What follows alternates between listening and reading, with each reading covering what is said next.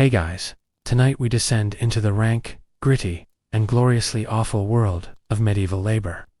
A time when your job title said less about your career path and more about your risk of plague and burns. So, before you get comfortable, take a moment to like the video and subscribe, but only if you genuinely enjoy what I do here. And let me know in the comments where you're tuning in from and what time it is for you. It's always fascinating to see who's joining us from around the world.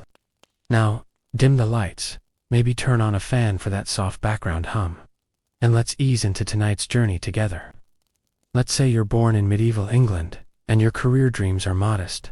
You don't want to be a knight, too stabby. You don't want to be a monk, too quiet. So, you take the path of least resistance. You become a gong farmer.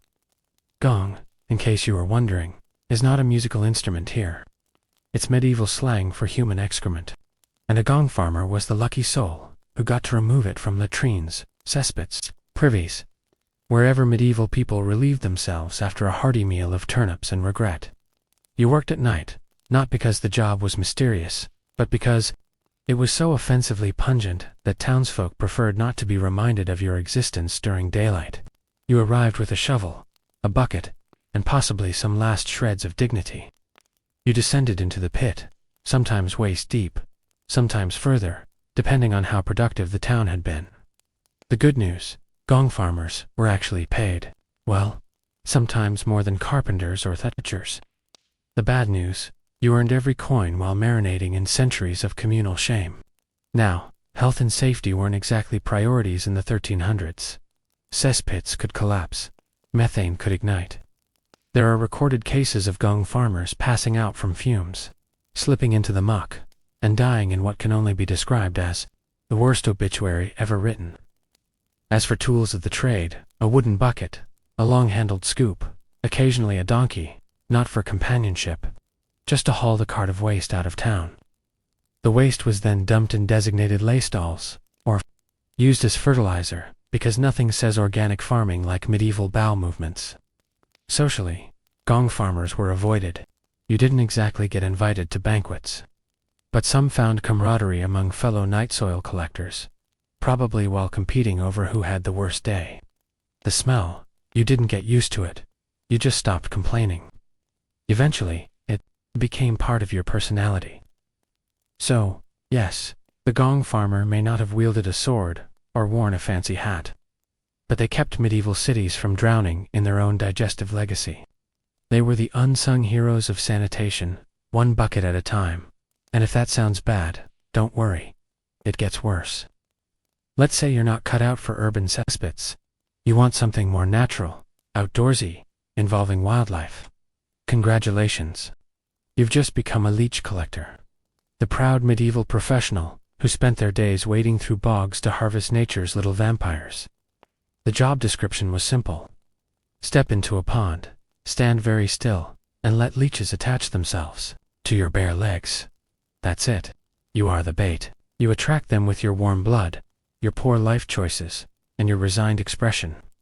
Once the slimy suckers latch on, you yank them off and drop them into a jar. Repeat until you feel faint from blood loss, then head home for a nice nap, and a probable infection. This wasn't just some fringe occupation, either. Leeches were in high demand, thanks to medieval medicine's favorite treatment, letting people bleed. Got a headache? Leech it. Melancholy? Let's drain some joy out of you. Plague? Surely you just need slightly less blood. Barber surgeons loved. Leeches, like modern influencers, love ring lights. They were essential. And that meant someone had to collect thousands of them. Enter you, the walking charcuterie board of the swamp. Protective clothing? Not really. Most collectors worked barefoot and bare-legged, often women or the very poor. The lucky ones wore a skirt. The unlucky ones wore welts. And if you were really unlucky, you'd come home with leeches still attached, growing plump and smug beneath your knees. And the hazards didn't stop at blood-sucking. These weren't sparkling clean garden ponds. We're talking muddy, stagnant water filled with bacteria, frogs, and the occasional judgmental goose. You risked tetanus trenchfoot and trench shame. As for payment, a pittance. Maybe a few coins per dozen leeches, maybe food, but mostly you got the satisfaction of contributing to the fine art of bloodletting and the slow-motion downfall of patient health. On the bright side, you were unlikely to get mugged on the way home. No one wanted to get that close.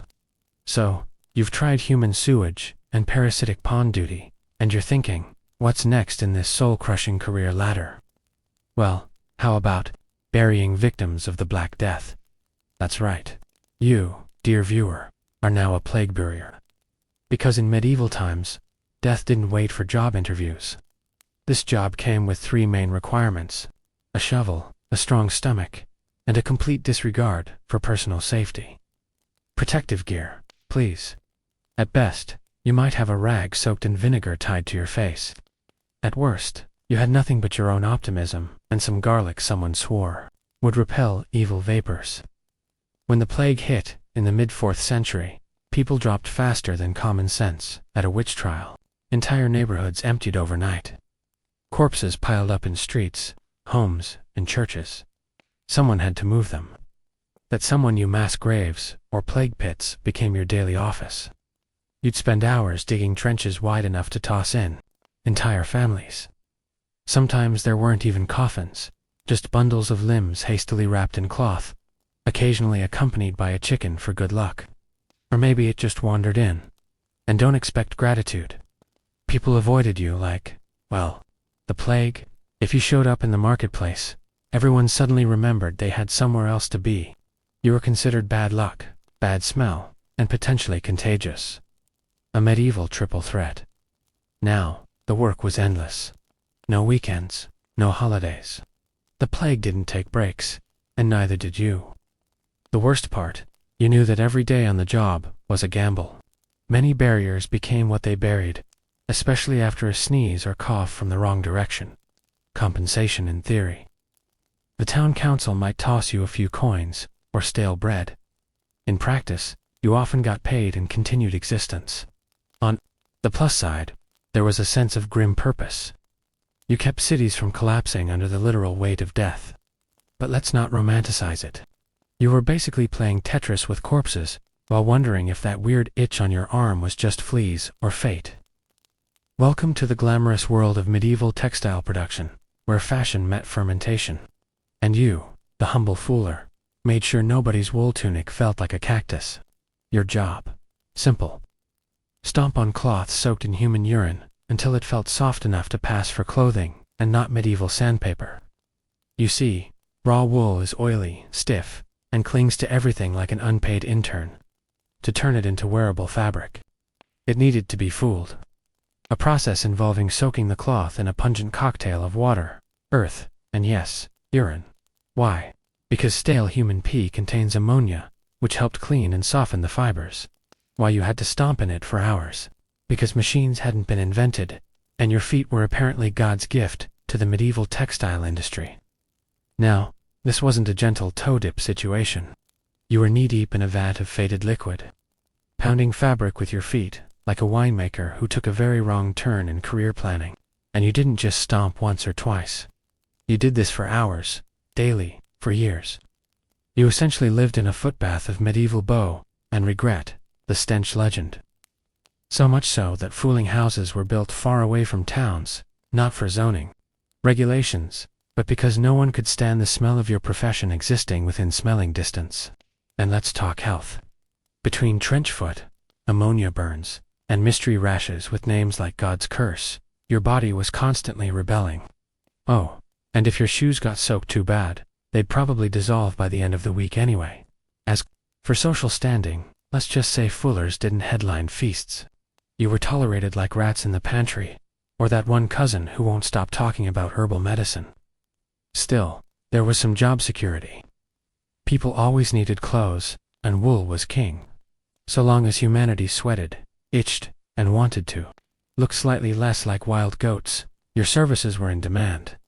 But at what cost? You weren't crafting couture. You were soaking your toes in other people's bodily fluids, hoping no one ever asked you what you did for a living over dinner. And yet somehow, things still managed to go downhill from here. Let's say you've had it with fluids, bodily or otherwise, and want a job that's dry, technically. Congratulations. You've just been promoted to treadwheel operator, the proud laborer inside a giant wooden hamster wheel. But instead of getting a treat at the end, you get chronic joint pain and a mild existential crisis. You worked primarily in cathedral construction, lifting massive stones skyward with the power of your legs and a complete disregard for spinal health. Picture a crane, but the motor is just you walking in circles like a confused pilgrim. Medieval engineers thought, what if we took a giant wheel, stuck a guy in it, and pretended physics wouldn't notice? And thus, the treadmill crane was born. The wheel was often suspended high above the ground, which means you weren't just walking in a wheel. You were walking in a wheel of death, 40 feet in the air, lifting stones heavier than your entire extended family combined. Lose your footing, gravity takes over. It's no longer a construction site. It's an impromptu funeral. The rhythm of your day: walk, walk some more. Occasionally stop so someone can shove bread into your hand, then walk again. The wheel squeaks, the rope cacks, and your knees develop opinions. And God forbid your coworker in the second wheel gets ambitious and starts walking too fast. Suddenly you're in a medieval spin class from hell. Safety standards non-existent. You were lucky if the axle didn't snap. Occasionally someone forgot to properly secure the counterweight, and entire loads of stone went crashing down like the metaphor for your career. Was the pay good? Not particularly. You were paid in not being crushed today, which back then was a pretty decent benefits package. You might get some stew at the end of the shift if you still had enough energy to hold a spoon still. You were part of something grand, a cathedral, a monument to faith, art, and architectural ambition. People would marvel at it for centuries, though probably never sparing a thought for the sweaty human wheel hamster who hauled the stones into place, muttering about his aching ankles. But hey, at least you weren't stomping wool and pee anymore. Progress. So, you're tired of walking in circles and lifting rocks the size of marital regret. Maybe you want something with more movement, more drama, more risk of being bitten by something with fleas and bad intentions. Welcome to the glamorous life of a rat catcher, the unsung hero of urban hygiene, assuming you define hero as someone who runs at rodents with a stick and poor decision-making skills. Rats were everywhere in the medieval world. Grain stores, infested taverns, overrun castles, basically just upscale rat condos. And the solution to this plague of vermin wasn't poison traps or science. It was you, a person with a net, a dog, and a blank stare that says, I've seen things. Your average day involved crawling through dark, cramped spaces, under buildings, chasing rats with nothing but your hands or a small club. Sometimes you used ferrets, sometimes terriers, sometimes pure desperation, all while trying not to get bitten, scratched, or sneezed on by the walking biohazards that scurried past your boots. And let's be clear, these weren't Disney rats baking pies in someone's kitchen. These were disease-riddled, plague-carrying, rage-filled medieval rats. They lived off garbage, fought each other for bread crusts, and probably had better health insurance than you. The tools of the trade, a burlap sack, a torch, and possibly some boiled leather gloves that offered about as much protection as a soggy napkin. If you were lucky, you had a dog trained to sniff out nests. If you were unlucky, you had a torch and a lot of yelling. Pay. Let's just say nobody's getting rich chasing rats. You might get a few coins per tail. Yes, per tail. Which meant you had to bring proof of your rat conquest, like a grim medieval loyalty program. Occasionally, towns would hire rat catchers during outbreaks, especially when people noticed an unusual number of corpses and fleas doing the cha-cha. But once the panic died down, so did the budget and public respect, about the same as a puddle. No one wanted to sit near you, talk to you, or hear about your day. But deep down, everyone was relieved you existed because without you, the rats would inherit the earth, or at least the pantry. Let's say you want to work indoors. Maybe you like kids. Maybe you dream of courtly life, silk robes, and eating something that wasn't boiled in sadness. So, you take a job in the palace, caring for a young noble. Sounds cushy, right? Wrong. You're the whipping boy, a living, breathing punishment proxy. In short, the prince misbehaves, you get whipped. Yes, that was an actual job. See, noble children, especially those of royal blood, were considered too important, too sacred, even, to be physically punished.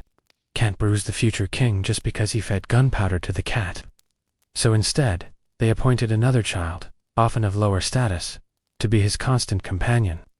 And if the prince broke the rules, you took the lashes in front of him, while he watched, hopefully with guilt, but usually with snacks.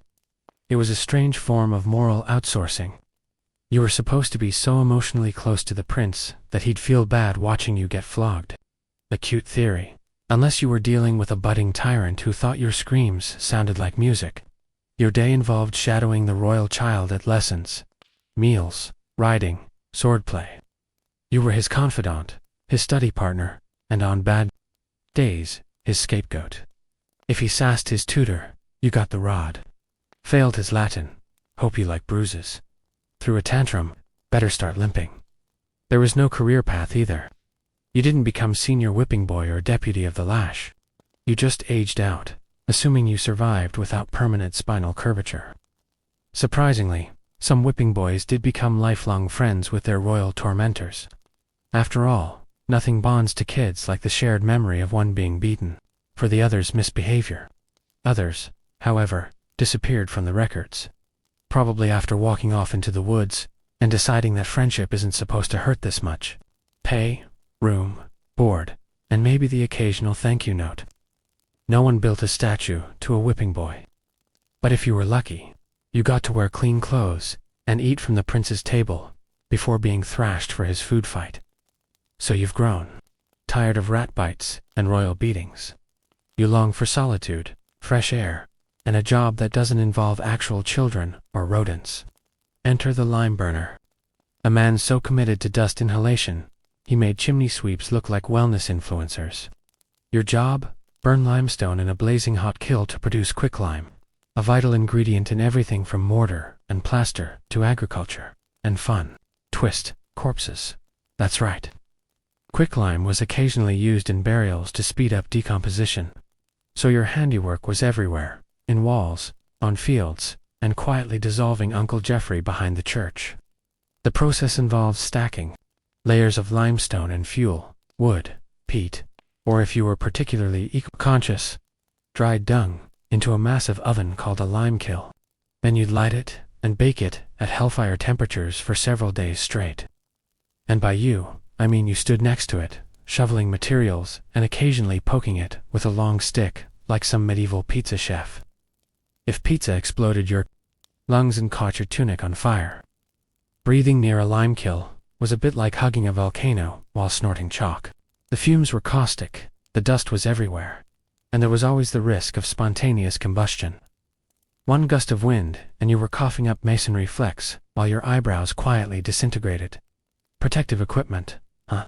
You had a rag over your mouth if you were lucky, and a pair of wooden clogs if you were living large. Gloves, please. You had calluses thick enough to register as armor. Worse yet, quicklime reacts violently with water. So if it rained or you accidentally sweated too hard, the powder could hiss, bubble, and burn straight through your skin. Nothing like being slowly dissolved by your own profession. Social life, minimal. You smelled like scorched earth, looked like a haunted chimney, and your lungs made noises like a dying accordion. But on the bright side, people respected your work. You made the foundations of buildings and occasionally helped create plague pits. That's practically a resume. Still, each shift brought you closer to becoming a lung-shaped pile of dust. Let's say you want a job with flexible hours, fresh air, and minimal supervision. You don't mind working nights, dislike authority, and aren't squeamish about corpses. Congratulations, you're perfect material for a resurrectionist, otherwise known as a professional grave robber. But not just any grave robber. You're not stealing rings or gold teeth. No, you're after the whole body. For science, of course. Totally academic. Please ignore the shovel and lack of soul. In the late medieval period, medical schools began demanding human cadavers for dissection. The problem? The church frowned on dissecting bodies, and legal channels for obtaining corpses were tighter than a miser's coin purse. Enter you, the resurrectionist, the entrepreneurial middleman between freshly buried and anatomy lecture. Your nights began. In the cemetery where you'd quietly dig up the newly interred, under cover of darkness. Ideally within 48 hours before things got too squishy. You worked fast, like a morbid speedrunner, often with a partner. One to dig, one to keep watch, and both to pretend you weren't about to yank a grandparent out of retirement. You didn't bother with coffins. Too heavy, too loud. You'd smash open the lid, pull out the body, and leave the valuables behind sometimes. It wasn't theft, you argued. It was science-adjacent recycling. Of course, not everyone appreciated your role in medical advancement. Families, for example, and the church, and the local constabulary. If caught, you could face a fine imprisonment, or public shaming. Though rarely execution, which seems ironic, considering the amount of corpses you handled. Some towns began adding booby traps to graves, iron cages, heavy stones, even explosive devices. Yes, really. Nothing says rest in peace like a spring-loaded jaw trap guarding your fur. But the demand never stopped. Doctors needed cadavers, and you were cheaper than a legal alternative. Sometimes, you even had a standing order. One adult male, relatively intact, no visible plague. Payment, decent, especially for something that required no training beyond own a shovel and be dead inside. You earned more per body than most peasants saw in a month. Ah, yes, the groom of the stool. The job that proves no matter how glamorous court life may seem, someone still has to deal with the king's exit strategy. If you're wondering whether the title is metaphorical, it's not. Your full-time royal duty is to assist the monarch during his most private of private moments, when he sits upon his portable velvet-lined gold-trimmed toilet box, the stool. And your job? Help him wipe. Let that sink in. This wasn't just some medieval prank gone too far. No, it was a respected position. In fact, the groom of the stool was often a nobleman, trusted implicitly by the king. Because when you've seen someone naked, sweating, and mid-grunt, you've achieved a level of intimacy few courtiers could rival. You didn't just wield cloth, you wielded influence. You controlled who got access to the king during his asceted meetings. You managed his wardrobe, correspondence, and even advised on policy. It was a weird power dynamic. You were simultaneously the royal janitor and chief confidant. The job required discretion, loyalty, and a truly unshakable stomach. You might also be in charge of preparing the stool, ensuring the privy linens were fresh, and keeping the royal bottom powdered, perfumed, and presentable. Medieval kings didn't just rule, they pooped in style. Naturally, you were sworn to secrecy. Leaking royal bowel movements to the tavern crowd would be a career-ending move, and possibly a head-ending one. Still, court gossip being what it was, your knowledge of the king's diet and digestive habits made you a walking medical report, and a surprisingly popular one at that. As gross as it sounds, the position paid well. You lived in luxury, dined at the king's table, and sometimes received land or titles. All for being literally indispensable in the royal bathroom. Still, it's hard to brag at parties. Oh yes, I'm the reason the king doesn't chafe. Not quite as flashy as knight or chancellor, is it? So, you fancy yourself a chef in the Middle Ages. That's adorable. Forget Michelin stars. You're aiming for a meal that doesn't actively harm anyone. As a medieval cook, your job was less about crafting exquisite cuisine, and more about preventing gastrointestinal war crimes. You weren't working with the freshest ingredients. You were working with the least rotten ones, the stuff that smelled mostly fine, and only twitched occasionally. Your tools included a giant cauldron, a wooden spoon the size of a battle axe, and a blazing fire that either burned your stew or your eyebrows. Sometimes both. Recipes, please. A medieval recipe was usually something like, take meat, boil it, add a handful of herbs, pray. Quantities were vague, instructions were worse, and if someone complained, you just told them it was peasant style.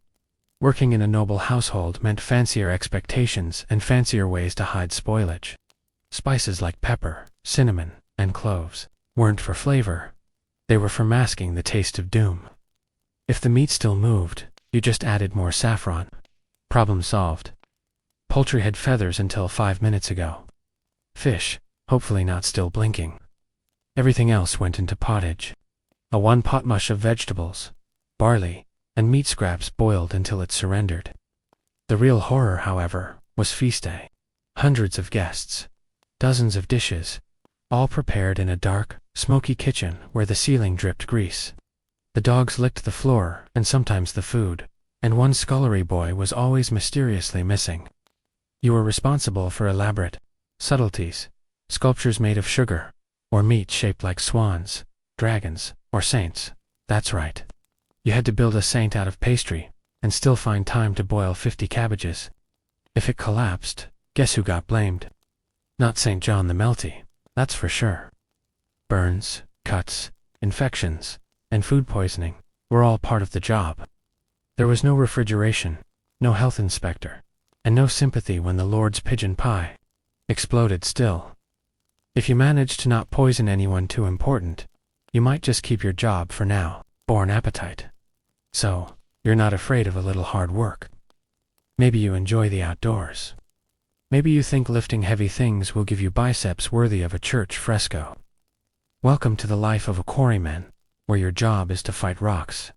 Literally, and the rocks usually win.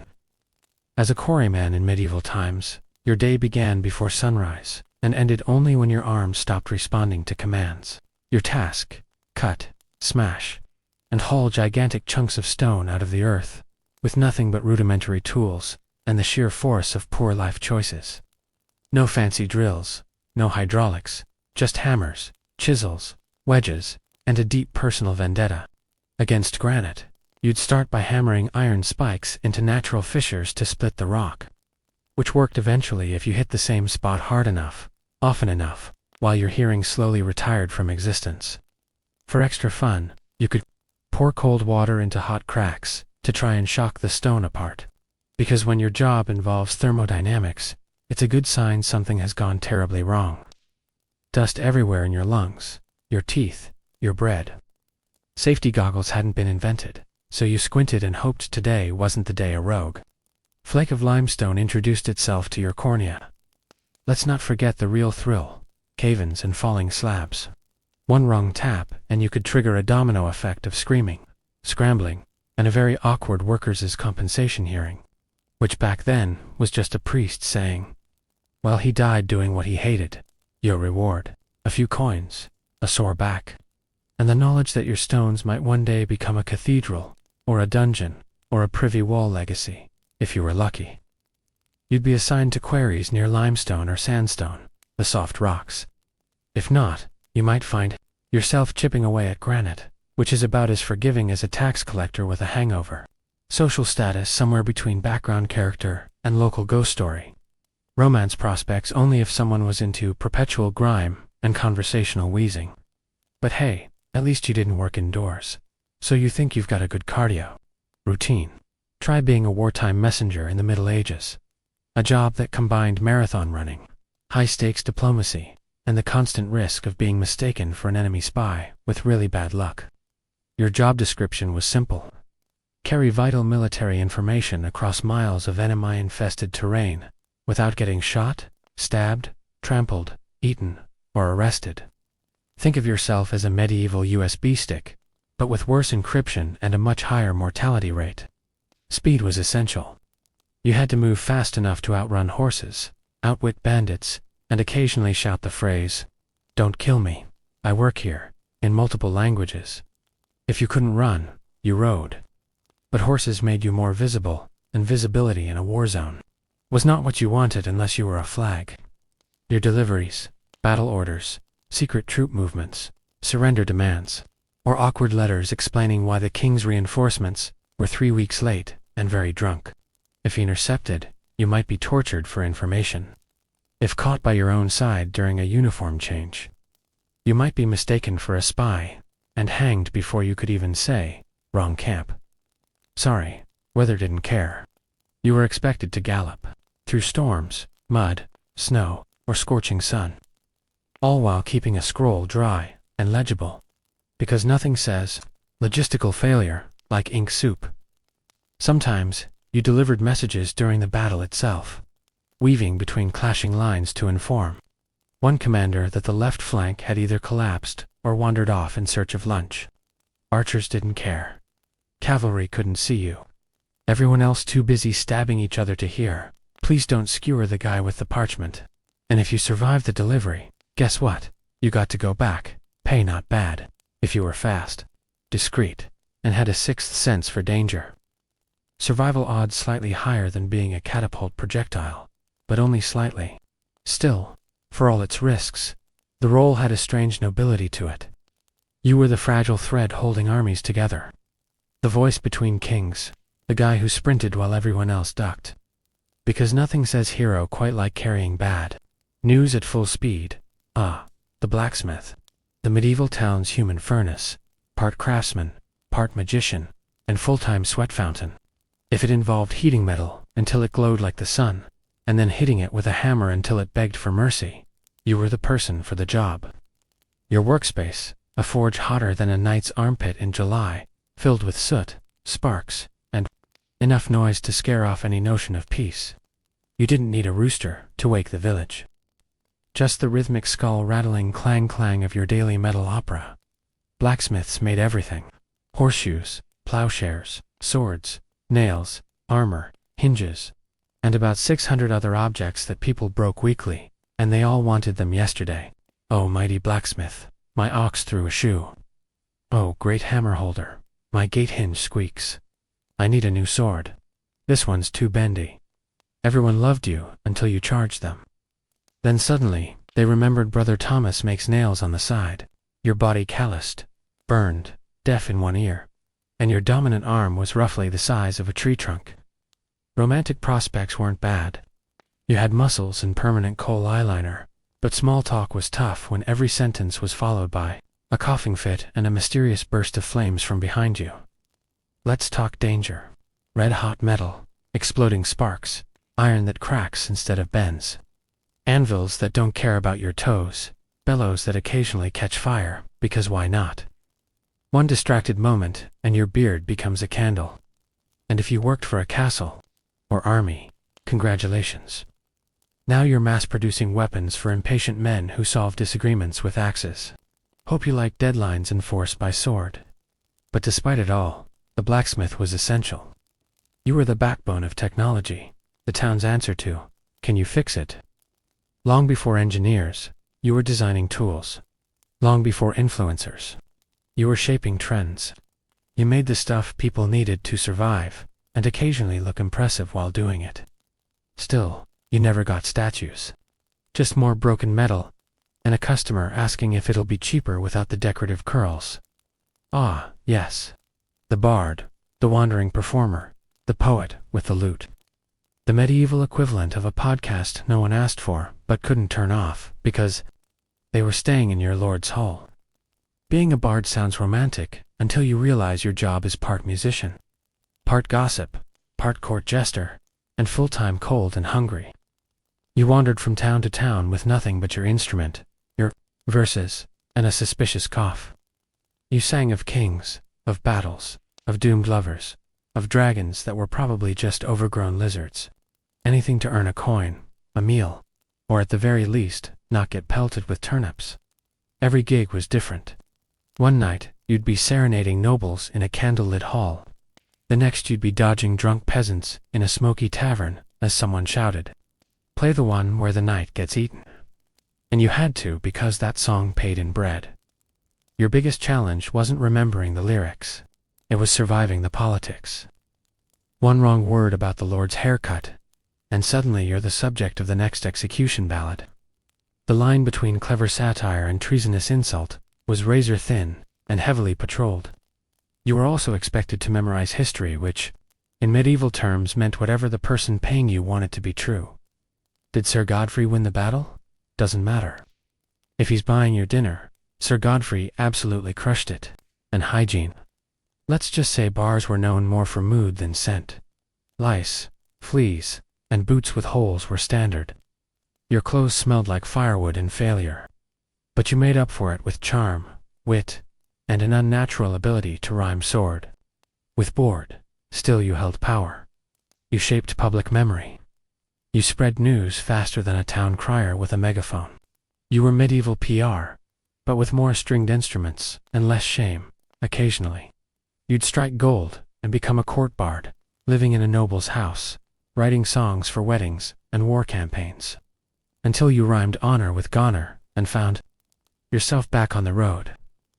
So, yes, the bard's life was romantic in theory. In practice it was freezing, itchy, and entirely dependent on your ability to make rhyming couplets under pressure.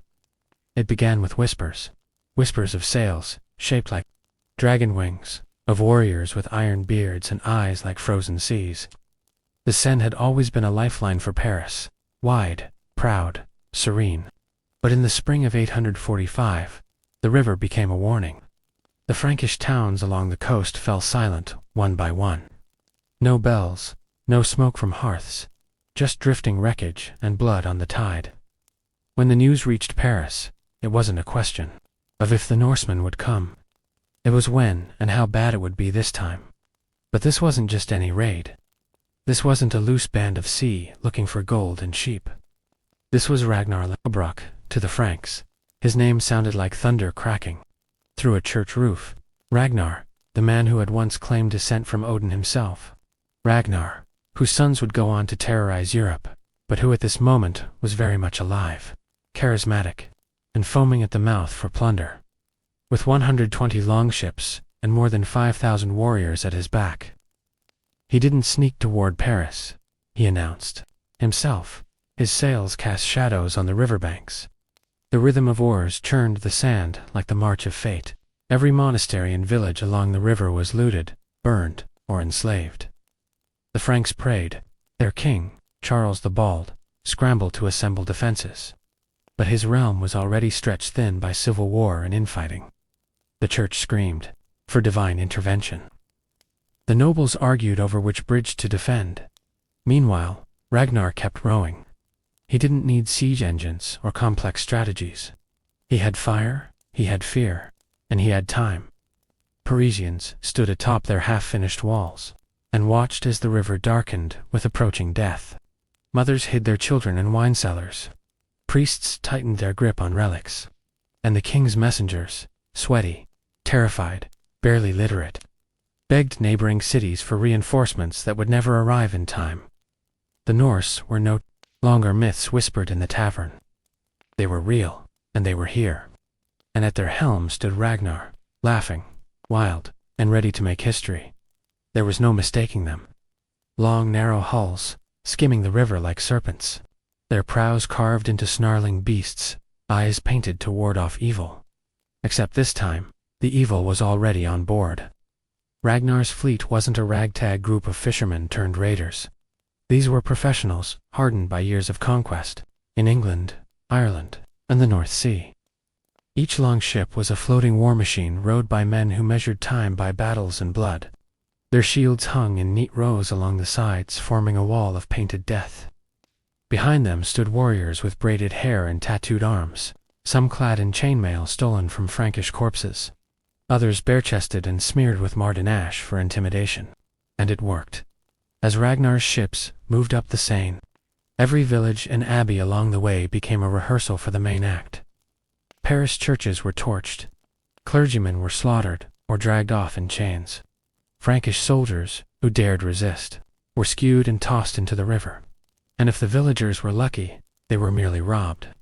If not, they were put to the torch with everything they owned. Ragnar made sure to leave survivors, not out of mercy, but as a tactic. He wanted word of his wrath to reach Paris before he did. He wanted the city to stew in its own dread, and it worked.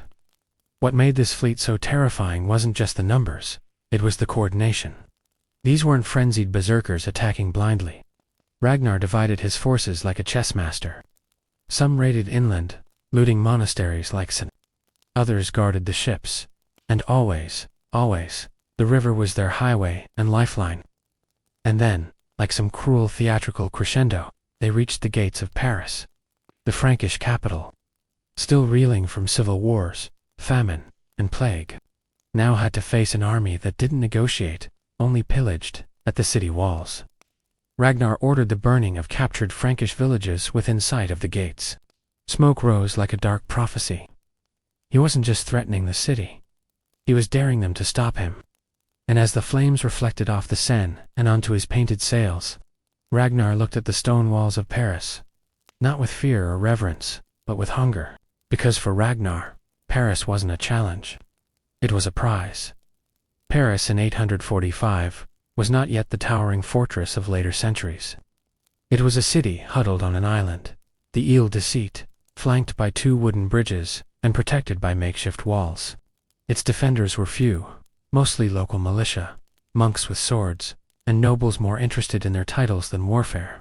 In short, it was dinner for Ragnar. The Viking chieftain wasted no time.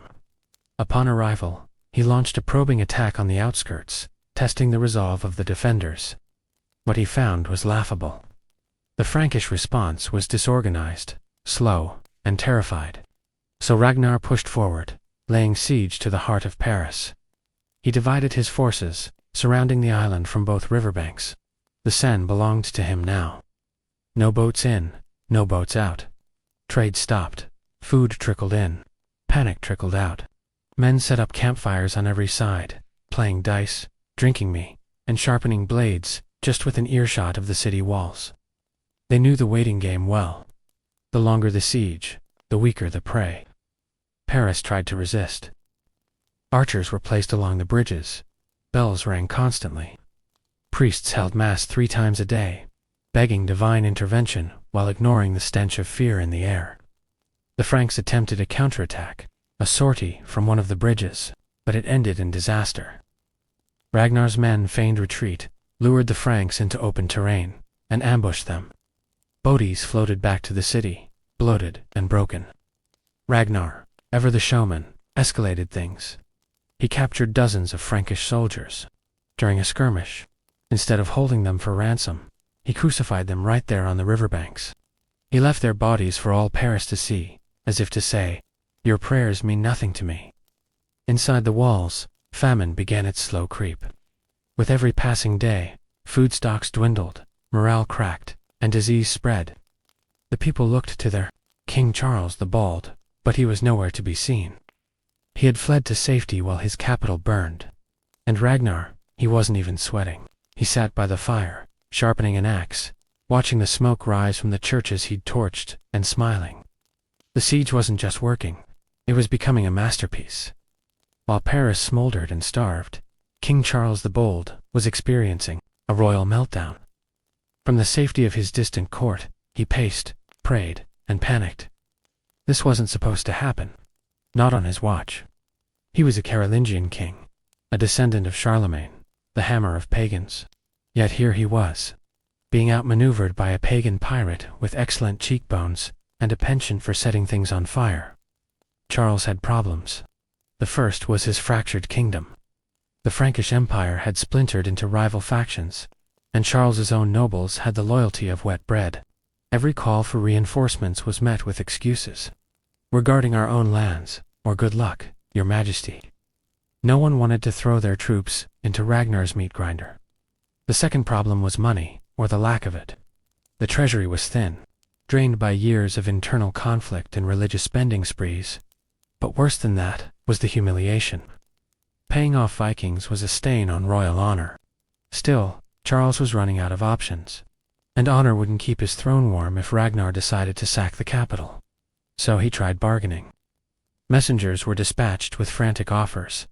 Gold, supplies, even titles if the Vikings would just leave. But Ragnar didn't flinch. He didn't want empty promises. He wanted Paris, and he was willing to wait until the people inside started eating each other. Then came the desperate gamble. Charles assembled a last-minute army. Nothing grand, just a patchwork force of half-trained peasants, local counts, and anyone willing to trade their lives for a handful of silver. Their mission: break the siege and rescue the city. It went exactly as you'd expect. Ragnar caught wind of the plan before the first boot hit the riverbank. His men ambushed the relief force near the outskirts. What followed was a slaughter. Charles's reinforcements were butchered, routed, or captured. Those captured were executed with Ragnar's usual flair. Some hanged from trees, others used for target practice.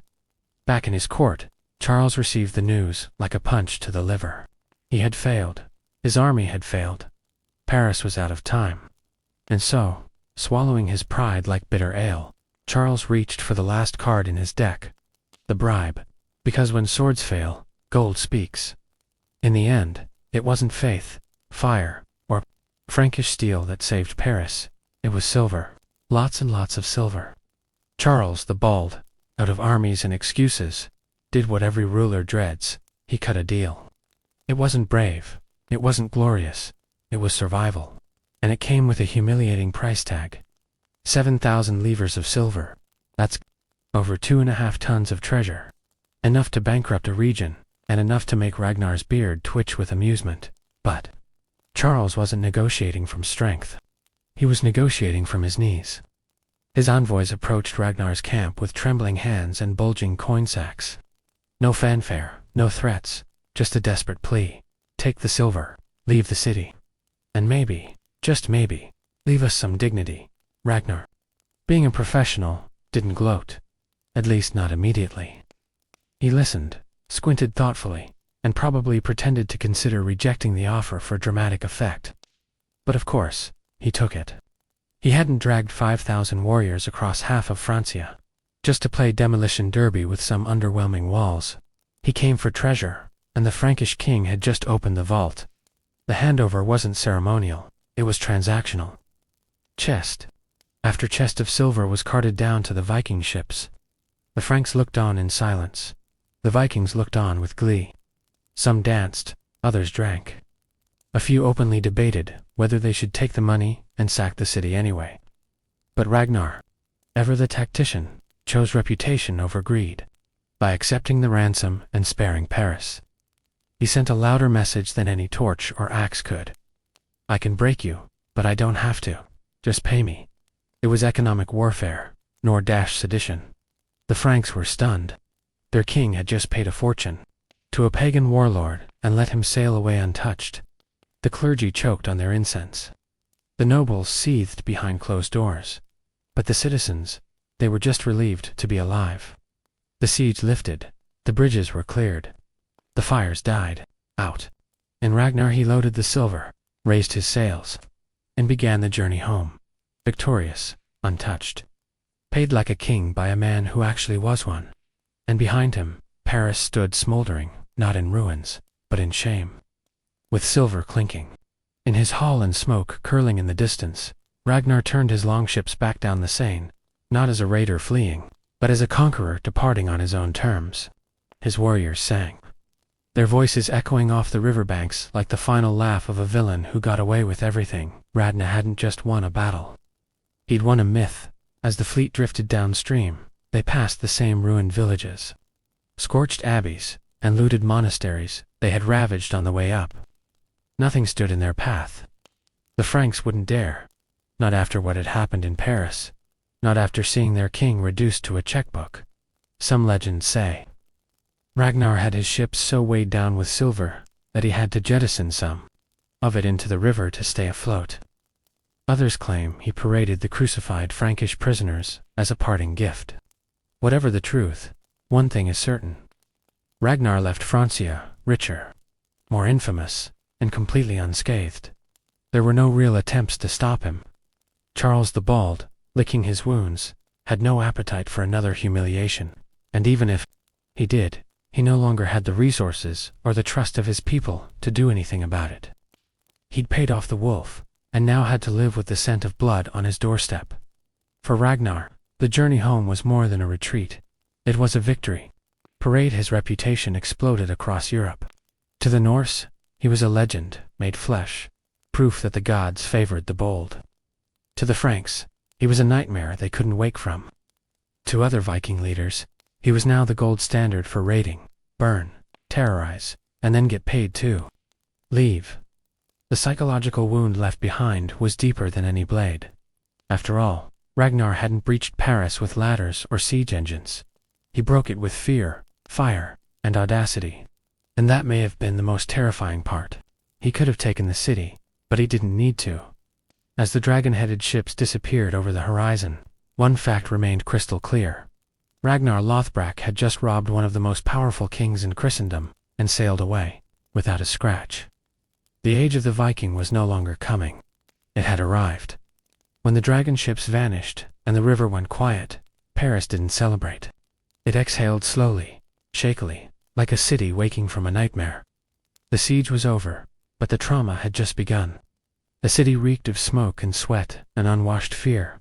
Its bridges were scorched, its churches desecrated, its streets littered with the bones of failed resistance. And while the walls still technically stood, the idea of safety had been reduced to ash. People crept out from cellars and crypts with hollow eyes, as if expecting the Norse to come back and finish the job. The first thing to return wasn't hope. It was blame. Fingers pointed in every direction. The clergy blamed the king for his cowardice. The nobles blamed each other for not sending aid. The people blamed both. And hovering above it all was the bitter truth. Charles the Bald had paid off the enemy and left his capital city to rot. There was no spinning it as a tactical retreat or clever diplomacy. Everyone knew what it was, a payout born of panic.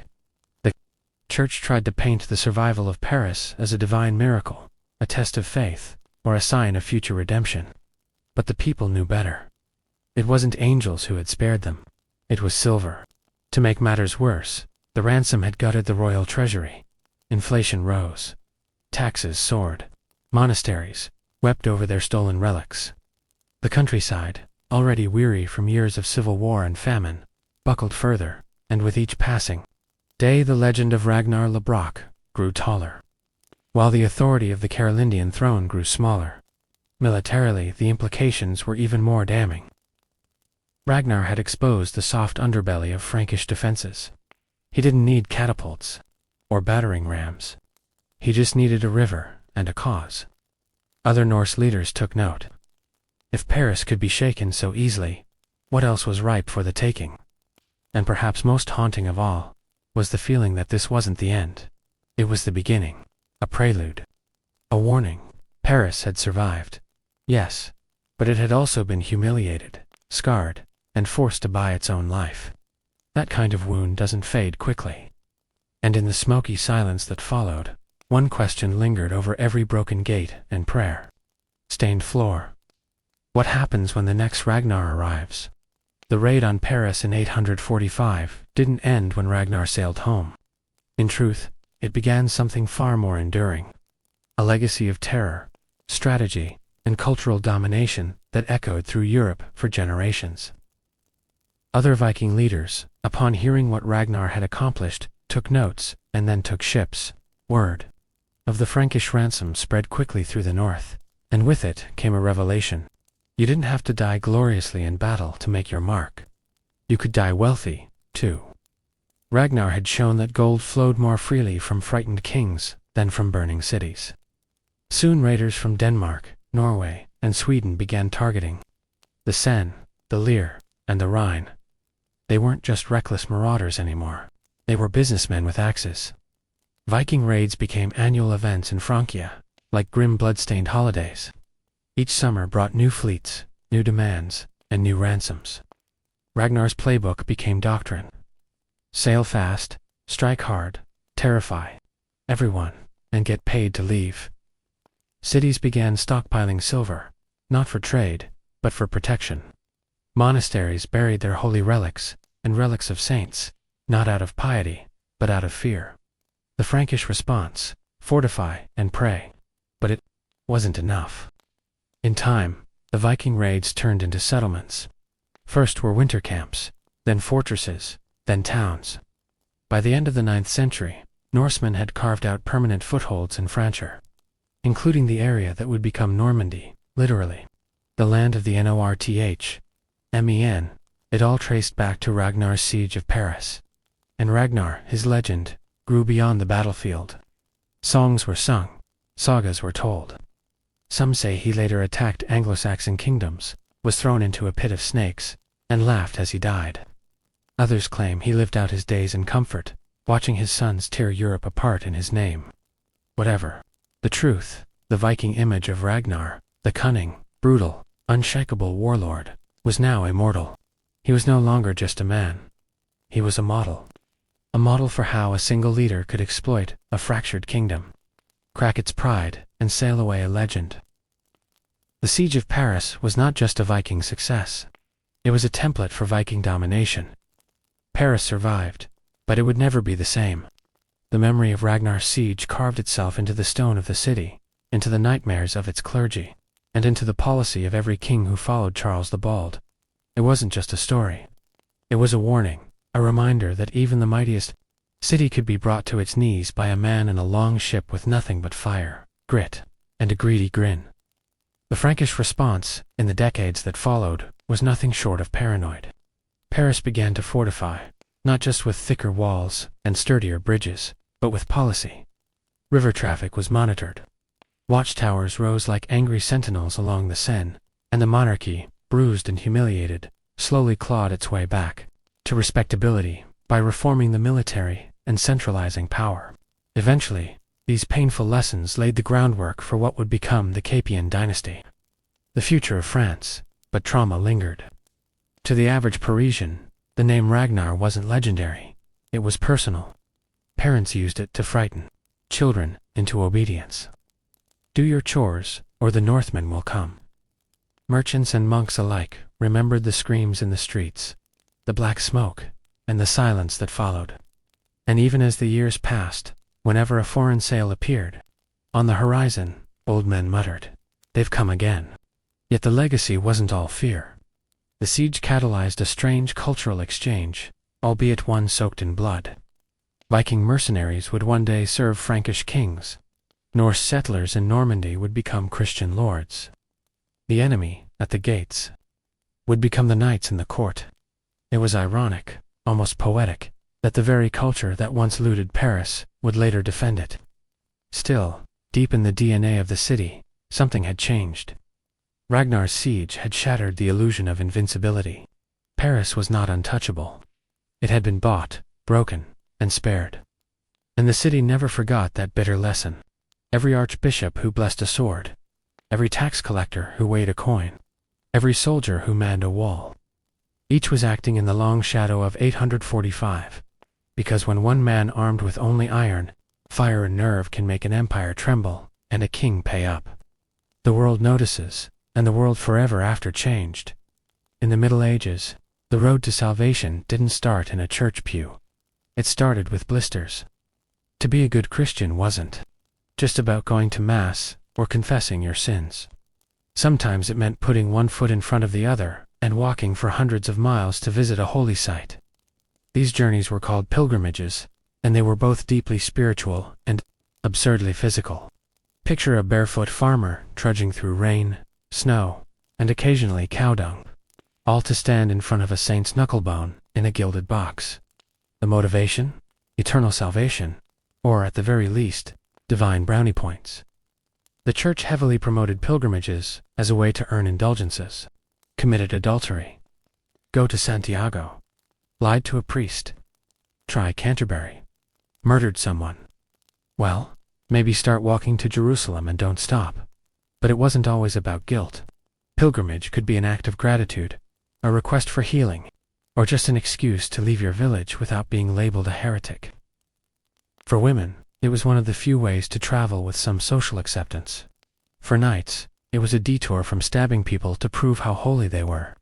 And for many, it was just the only vacation they were ever going to get. The call to pilgrimage came in many forms: a dream, a sermon, or the sharp nudge of a local priest saying, "You know, God might forgive you if you walk 800 miles with a sore back and no shoes." It wasn't uncommon for families to send a representative pilgrim, kind of like spiritual outsourcing.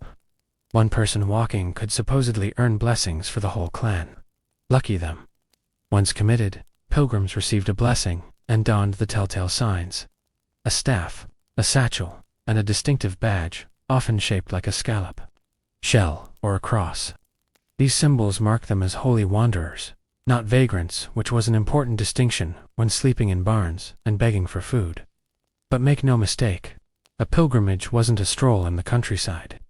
It was a journey laced with exhaustion, uncertainty, and a faint hope that at the end of the road, something divine would be waiting. That is, if the road didn't kill you first, before the first step on the dusty road. The medieval pilgrim faced a dilemma.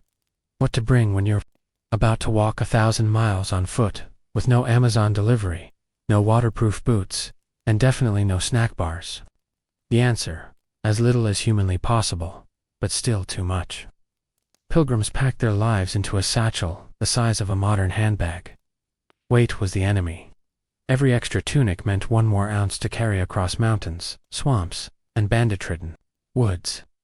And so they brought the barest of essentials: a spare linen shift, if you were lucky, a bit of dried food, a flask or water skin, and maybe, just maybe, a small religious token to remind you that your suffering was entirely on purpose.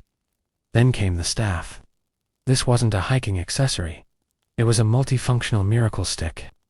You used it to walk, to defend yourself against wild dogs or wild people, to test the depth of mud pits, and sometimes to prod snoring fellow pilgrims in church. Your hat had to be wide-brimmed for sun and rain, and preferably pilgrim chic.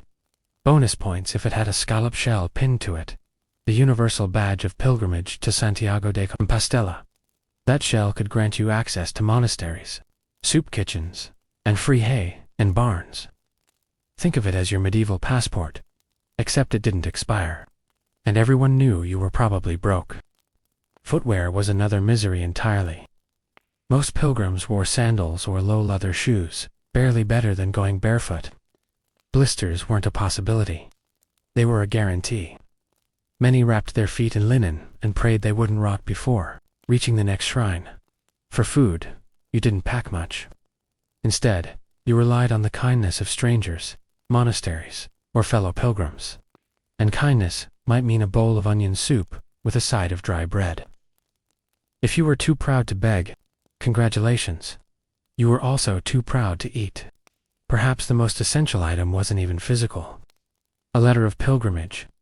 This document issued by the church proved you weren't just a wandering bum.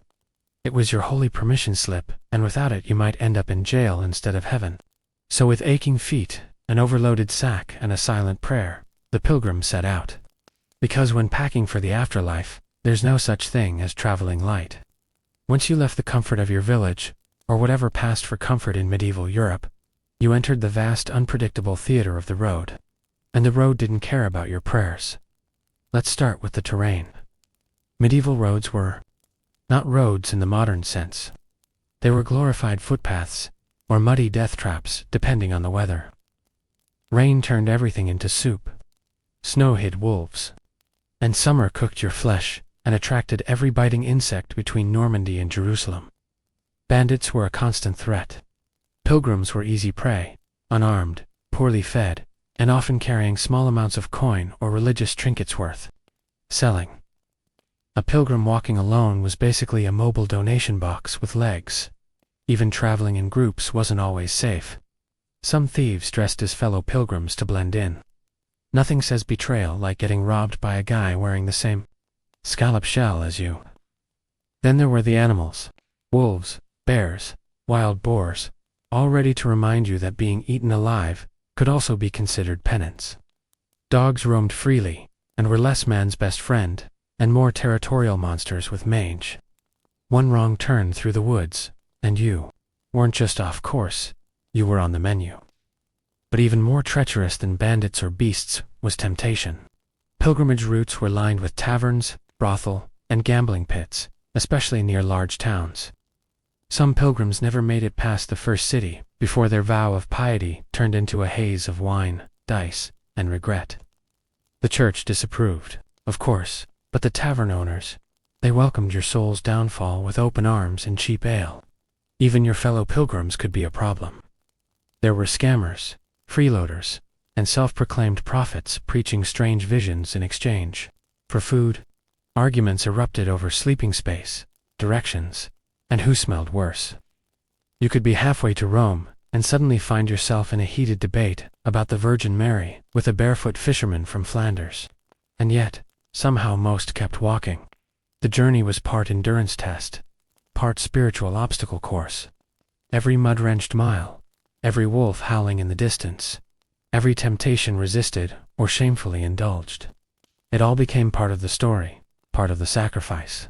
Because holiness wasn't earned inside the cathedral, It was earned with every blistered step in the mud. After weeks or months of hobbling through filth, hunger, and sin, the pilgrim finally saw it. Rising above the hills, a spire, a dome, or a shimmering shrine, the holy site, the place where miracles supposedly happen.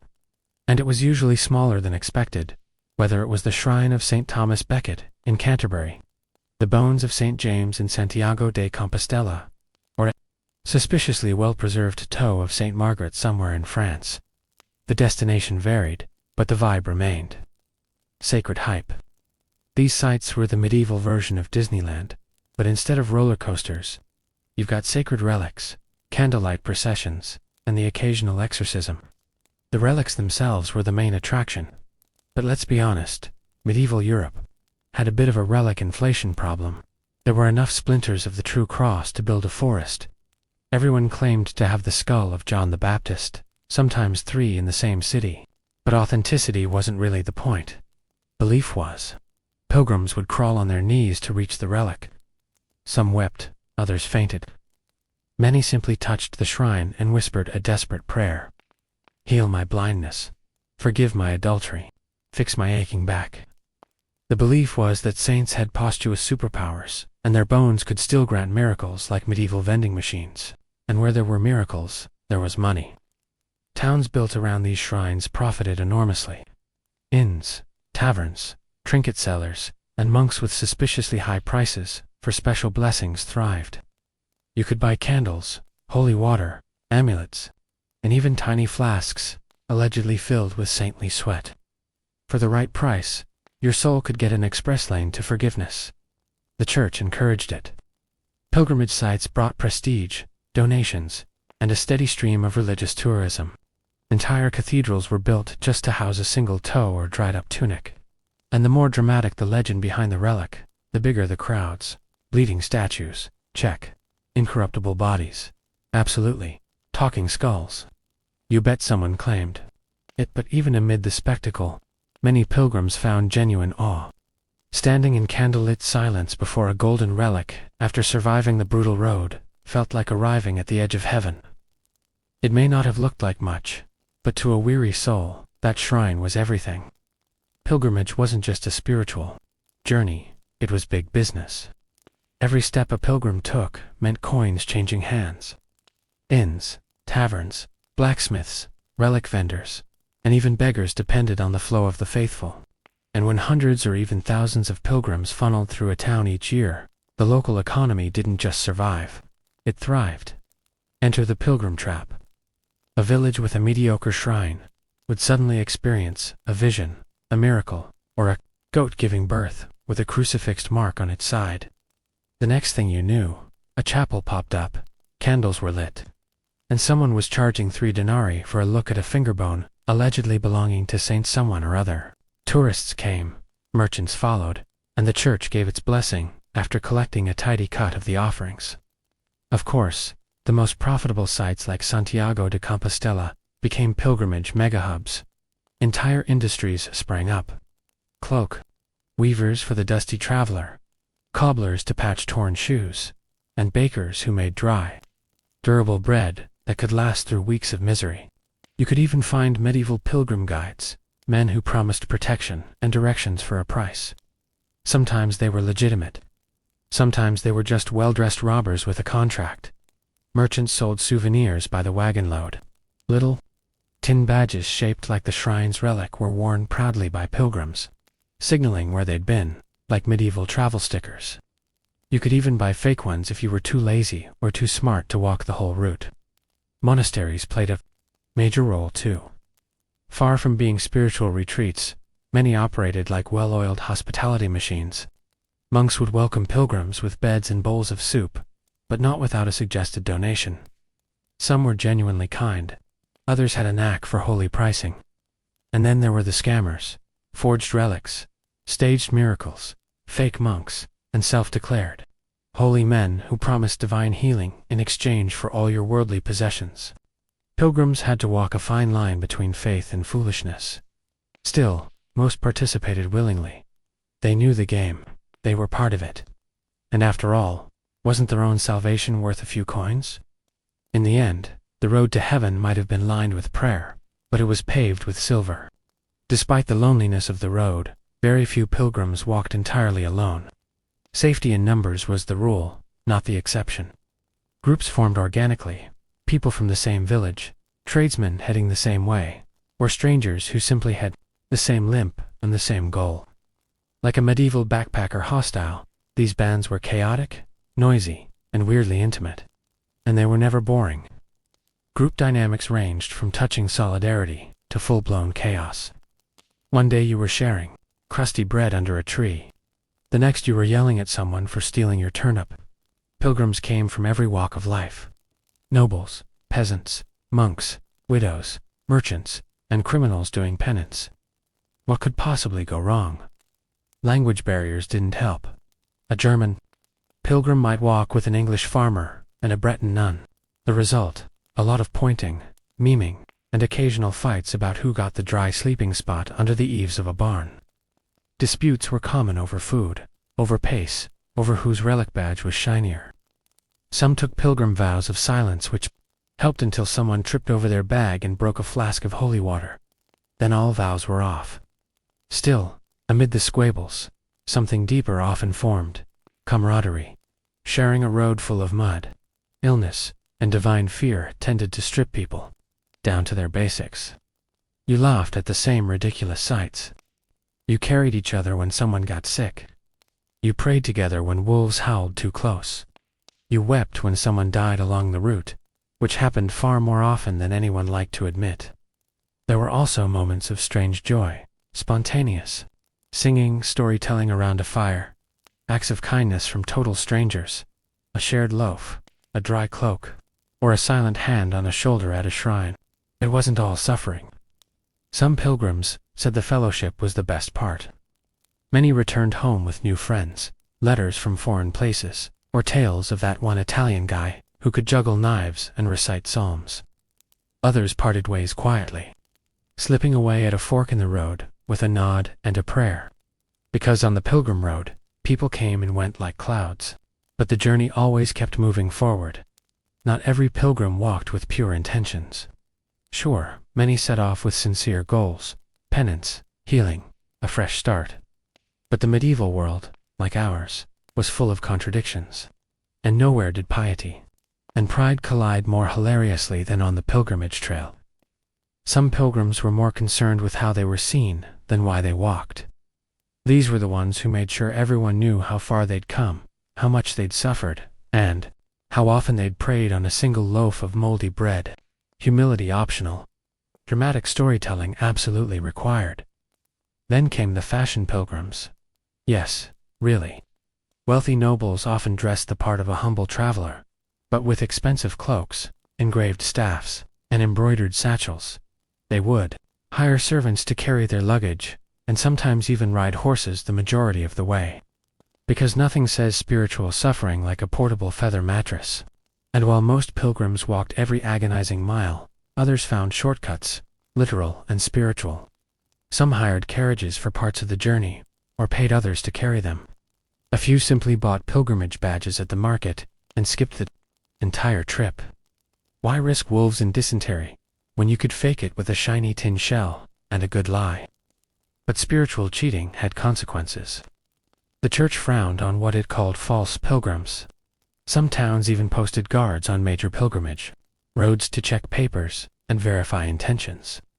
But enforcement was spotty, and loopholes were many. As long as you rang the right bells and dropped the right coins in the collection box, few asked questions.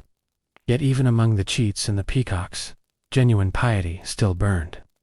Many pilgrims confessed daily, walked barefoot, or subjected themselves to extreme discomfort for the sake of their souls.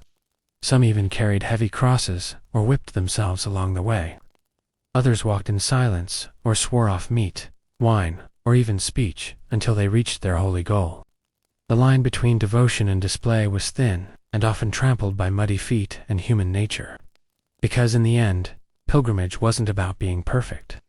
It was about showing up, limping, sweaty, occasionally lying about your blisters, but walking the road anyway. Eventually, every pilgrimage came to an end, either at a shrine, a grave, or for the lucky ones, back home. But coming home wasn't always the triumphant return many envisioned. First, there were the physical realities. Most pilgrims returned with fewer teeth, fewer coins, and many more scars, both literal and emotional. Feet were permanently mangled, backs hunched, and some had acquired strange illnesses with names no village healer could pronounce. You didn't just bring home a badge, you brought home trauma, tendinitis, and tales of a Flemish man who snored like a war horn. Then came the expectations. Villages often greeted returning pilgrims with ceremony. You were supposed to be holier now, wiser, more serene. People expected you to pray harder, sin less, and maybe smell like frankincense. Instead, many pilgrims stumbled home, starving, irritable, and far more interested in beer than blessings. Some came home disappointed. They had walked hundreds of miles, kissed the bones of a saint, wept at the altar, and nothing changed. No miracle, no divine voice. Their disease remained, their guilt lingered. The only thing that felt lighter was their wallet. For these pilgrims, disillusionment hit harder than a bandit's club. Others, however, returned, transformed, not because of relics or rituals, but because of the road itself. Walking day after day, meeting strangers, seeing distant lands, it cracked open their understanding of the world. Some became storytellers, some joined monasteries. Others simply became more patient with their neighbors' loud chickens. The road taught them humility, empathy, and endurance in a way no sermon could. And let's not forget the bragging rights. Pilgrimage badges were worn like armor in the village tavern. A tin scallop shell from Santiago, that was worth a free drink. A scrap of cloth from Jerusalem, you'd be telling that story until the day you died. Whether the journey had changed your soul or not, it definitely upgraded your reputation. Even those who had cheated or failed to complete the journey found a strange kind of peace in trying. The attempt itself became the offering. Because, in the Middle Ages, to return from pilgrimage, changed or not, meant one thing. You had dared to walk the road to heaven, and somehow made it back. Though centuries have passed and jet planes have replaced blistered feet, the echoes of medieval pilgrimage still shape our world. In its time, pilgrimage was more than a personal journey. It was a cultural engine. Routes like the Camino de Santiago, the Via Francigena, and the road to Canterbury helped stitch medieval Europe together. Pilgrims crossed borders, shared stories, swapped dialects, and accidentally built the foundation for something revolutionary. A shared European identity. Roads improved because of pilgrims. Hostels and hospitals were built for them. Villages became towns. Towns became cities. Commerce followed the pilgrims' dusty boots, and in many cases remained long after they had gone. Today, many modern highways trace the same paths trodden by thousands of medieval feet. Spiritually, pilgrimage redefined how people understood faith. Before, salvation was locked behind church doors and Latin prayers, but pilgrimage made it tactile. You could walk toward it. You could suffer for it. You could earn it 1 mile at a time. But the legacy wasn't just physical or spiritual. It was deeply human. The Pilgrim's Road became a metaphor for struggle, for transformation, for the painful, sometimes ridiculous process of trying to become better. It was never about perfection. It was about movement, about intention, about showing up, muddy, flawed, and hopeful. Today, people still walk those ancient routes. Some do it for fitness, some for fun, some because they lost something or someone and need time to process. The scallop shell still appears on backpacks and walking sticks. The trailside hosts still welcome the footsore. The prayers may be whispered, in different tongues now, but they still rise into the sky above the same dusty roads. Even those who've never walked a pilgrimage can feel its weight in our culture, in literature, film, and even social media journeys, where we watch someone try to find themselves by leaving everything behind. Because the medieval pilgrimage wasn't about arriving, it was about becoming. The legacy lives on, not in the shrines, but in the choice to keep walking, even when the road is long. The shoes don't fit, and the miracles feel far away. Because maybe the real relic wasn't a saint's bone in a box. It was the pilgrim who returned home, still broken, but walking anyway. in a world without weekend football matches or celebrity boxing. The medieval tournament was the ultimate spectacle, and nothing electrified the noble class quite like the arrival of an official tournament proclamation, wax-sealed, finely scripted, and delivered by a herald on horseback. It wasn't just an invitation, it was a public challenge. If you were a knight worth your salt, your honor practically required you to show up and be thrown off a horse. Tournaments didn't just happen. They were orchestrated with the care of a royal wedding and the budget of a minor crusade. Local lords, or powerful monarchs, hosted them to show off their wealth, attract alliances, and maybe marry off a conveniently single daughter or 2 days. Sometimes weeks were set aside for feasting, jousting, melees, archery, pageantry, and low-level chaos. For the knights receiving these invitations, the stakes were high. A tournament was where reputations were made or shattered, often along with a few bones. It was an opportunity to display skill, bravery, and fashion sense, all in front of the watching eyes of ladies, lords, and rival knights. A single victory could lead to marriage proposals, land grants, or at the very least, a few poems written in your honor by someone with a lute. But the invitation wasn't open to everyone. You had to be of noble birth, or at least fake it well. Heraldry was checked, ancestry debated. No one wanted a commoner sneaking in with a forged coat of arms. That would have been scandalous, or worse, embarrassing if he won. Preparation began immediately. Armor was polished, horses were trained, tailors were summoned. A knight didn't just need to fight well. He had to look the part.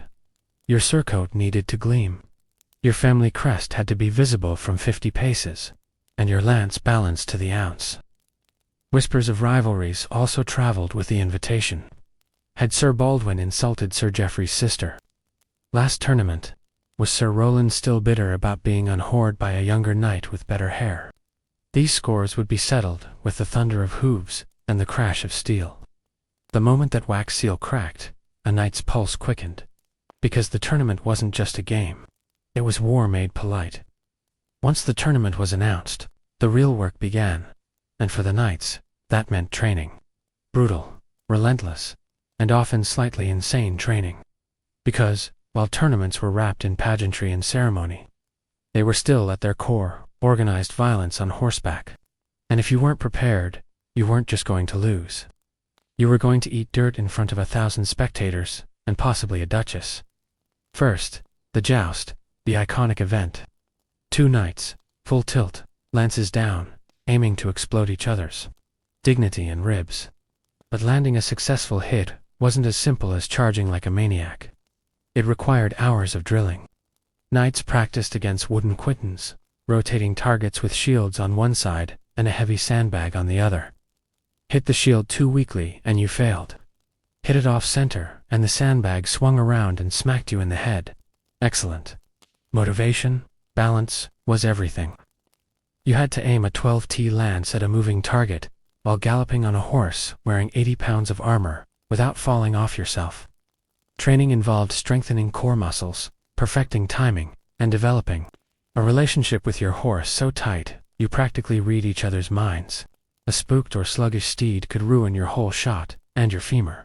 Off the horse, knights sparred with swords, axes, and maces to prepare for the melee. Essentially, a team brawl with fewer rules and more bruises.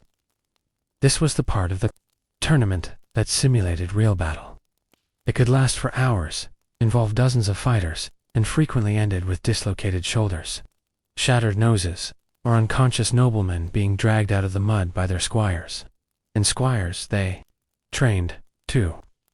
They were responsible for everything, hauling armor, tending horses, handing over weapons mid-fight, and patching up wounds with a mixture of herbs and panic.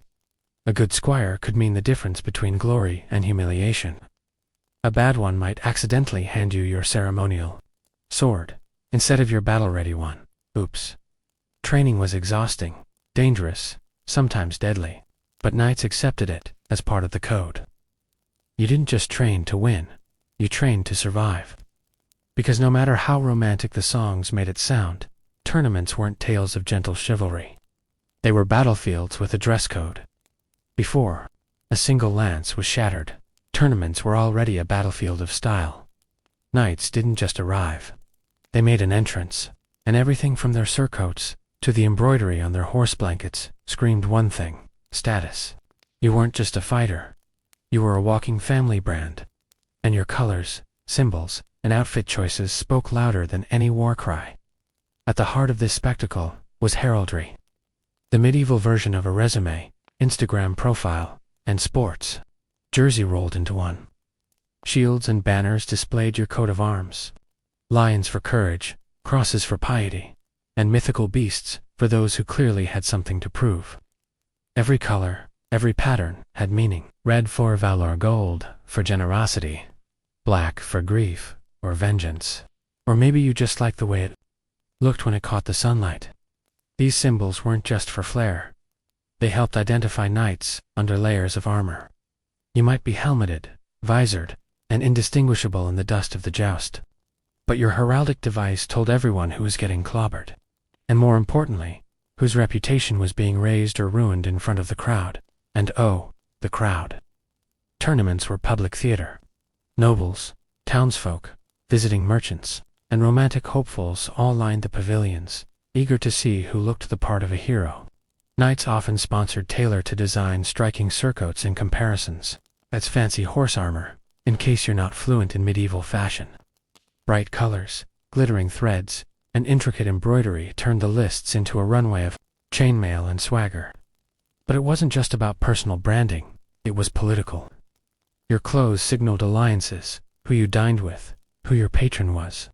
A knight might wear his lady's scarf tied to his arm, a not-so-subtle flex of courtly devotion and social connection. Others flaunted foreign styles to show they'd fought in exotic lands. Silk from the east, that meant crusader cred. Furland gloves, probably just showing off. Armor, too, was part of the fashion game. Beyond function, it was custom-made, and often engraved or inlaid with precious metals. A rich knight might enter the field gleaming like a human chandelier, while a poorer one just hoped his dented helmet didn't fall off mid-charge.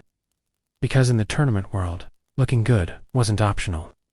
It was strategy, before a single lance.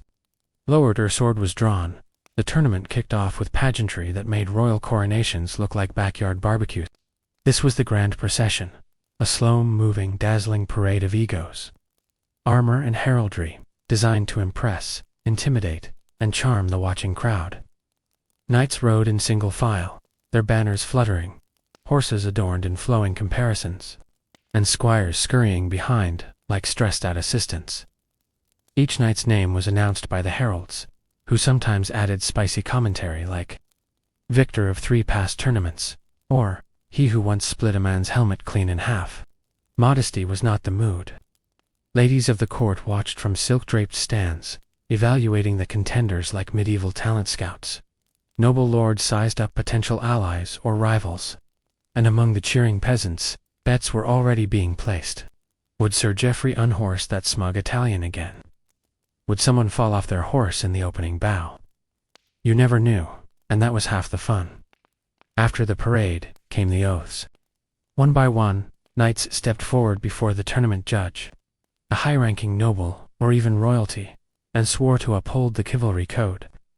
That meant no striking a man who had lost his helmet, no attacking from behind, and absolutely no stabbing. Your opponent once, it was already on the ground. You know the basics of not being a total lunatic.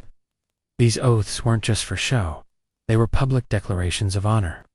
Breaking them could result in fines, disqualification, or becoming the subject of a very unflattering ballad. But let's be honest, while many knights meant every word, others were already mentally editing their promises. I vow not to trample anyone unless they insult my horse. Some tournaments added flair to the ritual. Knights might pledge their devotion to a lady, dedicate their performance to a saint, or declare a personal vow, like never retreating or never eating until victorious.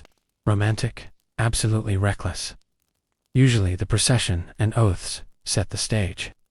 They turned knights into characters, rivals into narratives, and the arena into a living story. Because for the medieval audience, this wasn't just sport.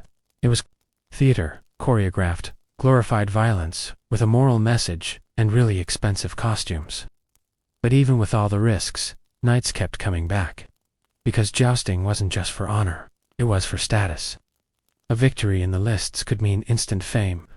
Nobles might offer patronage. Ladies might offer favors. You might even get your name immortalized in some bard's sweaty love ballad. And if you were a landless knight looking for a career boost, a few good tilts could be your ticket to power. But jousting wasn't all brute force. It was a test of precision, timing, and absolute control of your horse. One false move, and you were flying sideways in a blur of shame and dirt. And yet, even with the pain, the bruises, and the very real possibility of getting poked in the spleen, jousting remained the centerpiece of Catholic culture. Because for a true knight, nothing screamed glory quite like getting launched off a horse in front of your crush. If the joust was a jewel of finesse, the melee was a medieval mosh pit with weapons. Think of it as team-based carnage. Dozens of knights broken into two sides, charging at each other in a sprawling field with swords, axes, maces, and the kind of chaotic enthusiasm usually reserved for tavern brawls. There were rules, sure, but they were more like suggestions. Try not to kill anyone, for example, was less a commandment and more a gentle reminder. The melee was meant to simulate real battlefield conditions, minus the arrows and screaming peasants. Knights fought in formations or solo, on horseback or on foot, often in rounds that lasted until someone called it off, or until the last man standing couldn't. Objectives varied. Sometimes it was just a wild free-for-all. Other times, teams fought to capture a standard, a banner, or token, or to rescue a dummy representing a lady in distress. Chivalry. Remember, while not as glamorous as jousting, the melee offered knights a different kind of fame. It showcased brute strength, endurance, and tactical smarts. You could show off your sword work, your horsemanship, and your ability to survive being repeatedly whacked by other armored men. It was glorious. It was exhausting, and it was dangerous. Injuries were inevitable. Helmets cracked, shields shattered, bones snapped. Some melees were so brutal that knights were dragged out unconscious, or didn't get up at all. But as long as no one died on purpose, it was all part of the game. Squires darted in and out, like pit crew, handing replacement weapons, pulling fallen knights from the mud, or dragging horses away from the fray. And all the while, nobles and ladies watched from shaded pavilions, sipping wine and cheering their favorite contenders, because nothing says romance like watching someone get elbowed in the helmet. For landless knights and younger sons, the melee was a golden opportunity. If you couldn't win a joust, you might shine in the chaos. Winning could earn coin, armor, and even a noble sponsor. Losing just meant bruises, and maybe a few weeks of painful prayer-filled limping.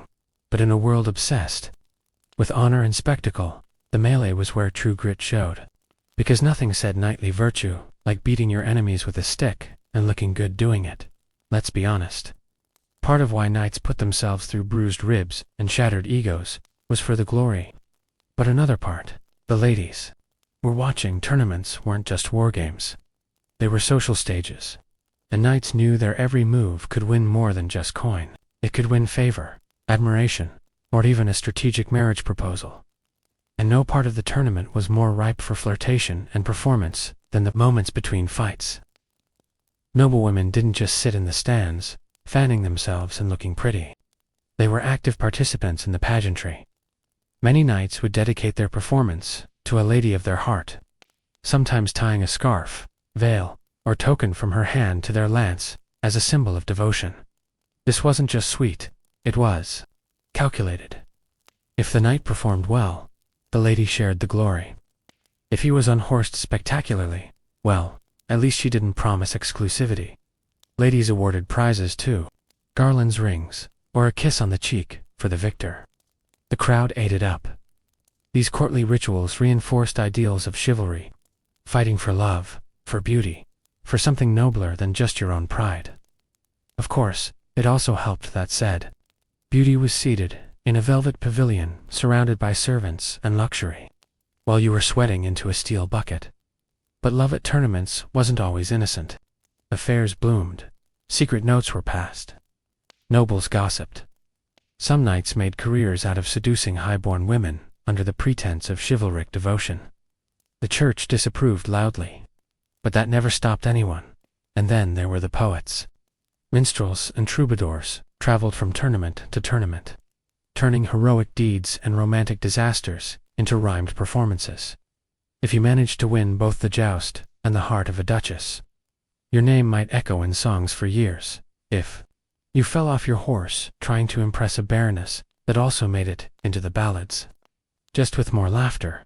In a society where status was everything, being admired by noble women could make or break a knight's reputation. A whispered compliment from the right lady could carry more weight than a bag of silver. Because, in the court of public opinion, love wasn't just a battlefield, it was part of the tournament. For all their chivalric vows and romantic flair, tournaments were messy politically, physically, and morally. Beneath the gleaming armor and flowing banners lurked a whole underworld of scandal, cheating, and sheer medieval chaos. Let's start with the cheating. Knights were supposed to follow the rules. No striking an unarmed opponent, no killing blows, no foul play. But honor had a funny way of vanishing when coin and reputation were on the line. Some competitors secretly reinforced their lances with metal cores, making them much more dangerous and much less breakable. Others tampered with armor, removing padding for agility, or deliberately dulling their opponent's blade before a match. And if a knight had a grudge to settle, well, accidental brutality in the lists wasn't uncommon. Officials tried to enforce order. Marshals patrolled the fields, heralds recorded blows, and disputes were sometimes settled in front of noble judges. But bribes worked wonders.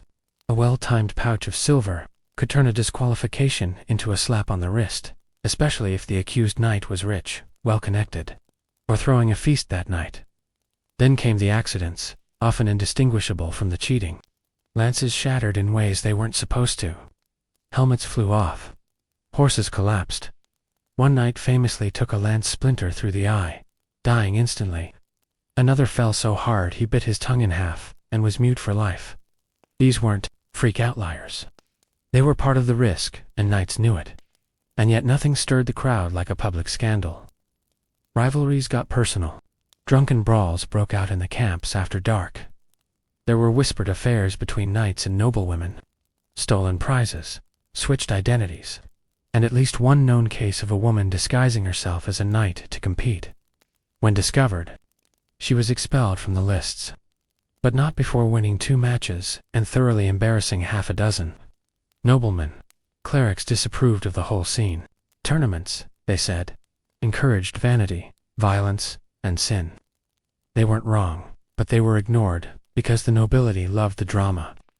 The people loved the blood, and knights loved the chance to play hero until someone's visor caved in. In truth, for all its noble pretense, the tournament was never just about honor. It was a high-stakes game where cheating, blood, and gossip came free with admission. By the late Middle Ages, tournaments had morphed from rough-and-tumble war rehearsals into full-blown spectacles. More theater than training, more pageant than peril. What started as practice for knights turned into a kind of medieval celebrity circuit. And, like all great entertainment, it evolved with the times. Originally, tournaments were chaotic melees, meant to mimic real combat. Knights honed skills they'd use in actual wars, charging in groups, dodging arrows, smashing skulls. But as battlefield tactics changed, so did the tournament.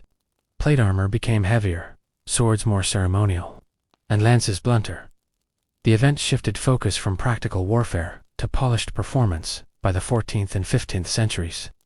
Tournaments resembled something closer to a royal Broadway show. Elaborate costumes, painted shields, custom armor engraved with saints and house emblems. The nobles watching in the stands weren't looking for gritty survival. They wanted a good show. Think WWE with chainmail. Kings and queens began hosting tournaments, less for military readiness and more for diplomacy. It was a way to display wealth, cement alliances, and entertain foreign guests. Henry VIII of England, for example, absolutely loved tournaments, especially when he was the one doing the jousting. Until, of course, a head injury from a particularly nasty tilt may have permanently altered his personality. Oops. But as gunpowder entered the battlefield, and the age of chivalric knights faded, so too did the relevance of the tournament. Firearms made armor obsolete. Mounted charges became rare, and smashing your cousin off a horse just didn't prepare you for cannon fire. Still, the tournament's influence lingered. It birthed enduring symbols.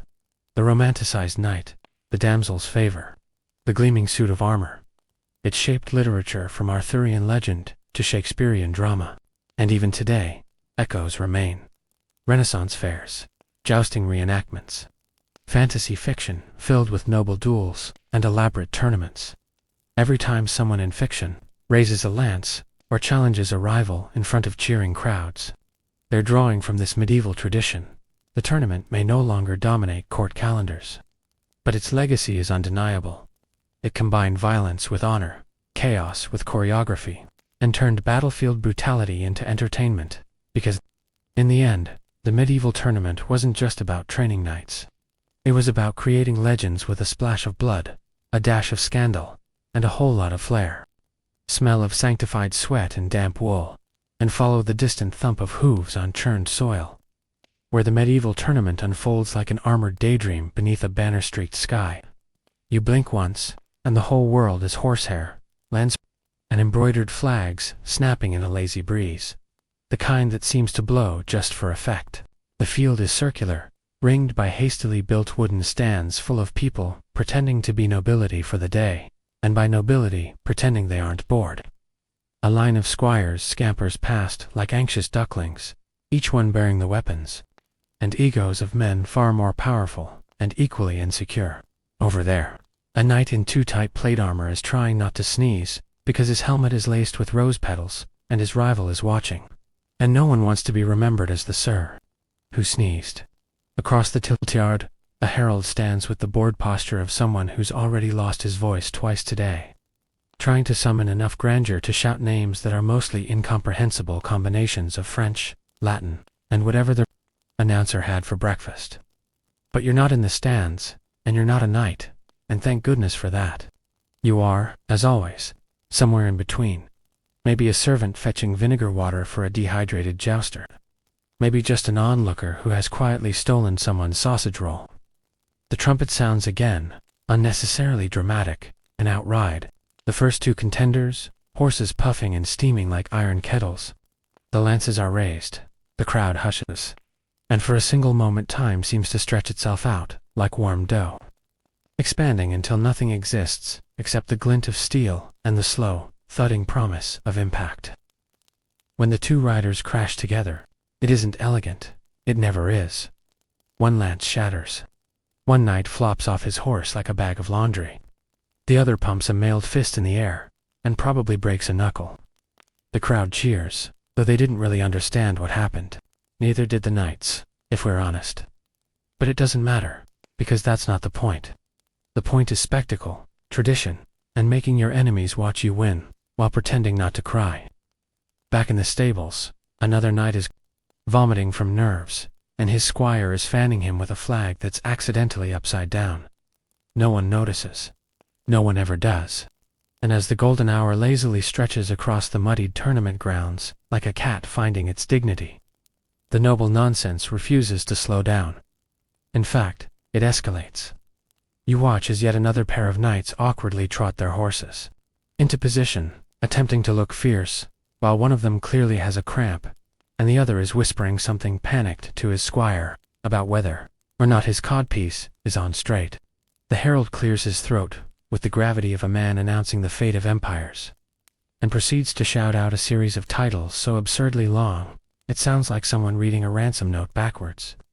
Sir Almeric, the flame-fisted vanquisher of the wretched boar of Bristlebane, heir to the Puddleford marshes, and holder of the third strongest grip in Cornwall, and his opponent, whose name no one remembers, because his banner has fallen over, and now resembles a soggy laundry sheet. The crowd roars anyway, because most of them are 3 meads in, and cheering is simpler than paying attention. Somewhere behind you, a merchant is arguing with a toothless customer over the price of boiled onions, and neither is winning. The horses shuffle, nostrils flaring, eyes rolling smarter than the men sitting on them, and aware of it. The lances are lifted, and you can almost hear the wood creaking with anticipation. Or maybe that's just your knees, because you've been standing in one spot since morning, and the only thing more exhausted than your legs is your soul. Trumpets again, a pause, and then the charge. It's less of a gallant charge, and more of a confused stumble forward that miraculously achieves momentum. The collision comes with a sound like two cupboards slamming together in a broom closet, and both knights tumble off their horses in a tangle of limbs and ego. A collective gasp rises from the stands, but mostly because a sausage vendor just tripped and launched a tray into the air. One knight groans and tries to sit up, his helmet now twisted so far sideways he can only see out the earhole. The other remains on the ground, reconsidering life choices. A monk nearby winces and mumbles something about vanity and bruised shins. You, however, are focused on something far more critical. The faint smell of spiced honey cakes drifting from the refreshment tents. As the squire scrambled to drag the fallen warriors off the field with all the grace of hauling wet laundry uphill, the next round is somehow already being prepared. A noblewoman fans herself dramatically, though no one's watching. A boy with a lute is singing about a knight who fought a dragon and accidentally married it, and nobody questions the lyrics. Another knight, red-faced and sweating like a pig in a sauna, paces nervously behind the tents, muttering Latin prayers, while a blacksmith taps dents out of his armor like he's fixing a tin kettle. Somewhere to the side, a tent collapses with a quiet puff, possibly from romantic activity, possibly from poor stitching. Who's to say? The mood is both festive and vaguely hysterical. The kind of giddy chaos that happens when no one really knows the rules, but everyone agrees to pretend. The sun continues to droop in the sky, casting long, ridiculous shadows over the scene, turning the knights into slow-moving caricatures of themselves. You step slightly to the left to avoid a puddle and almost trip over a chicken.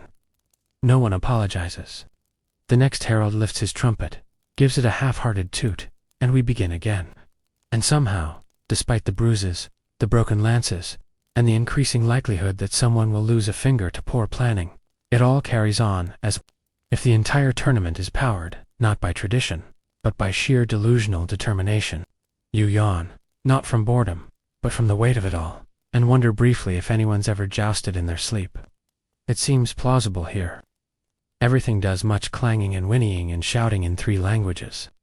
You wander past a tent, with a suspiciously strong wine smell, where someone in velvet is kissing someone they probably shouldn't. The air tastes like dust and fried dough. The ground is a patchwork of trampled grass and shattered wood, and somewhere in the middle of it all, you realize you've been standing too close to the tilt-yard rail, and a stray splinter has embedded itself in your tunic. You don't remove it.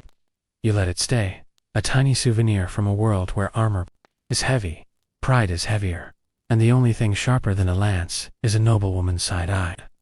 The next match is about to begin, and the sun is beginning to dip, casting a golden light across the chaos, as if even the heavens have decided to momentarily applaud the ridiculous majesty of it all.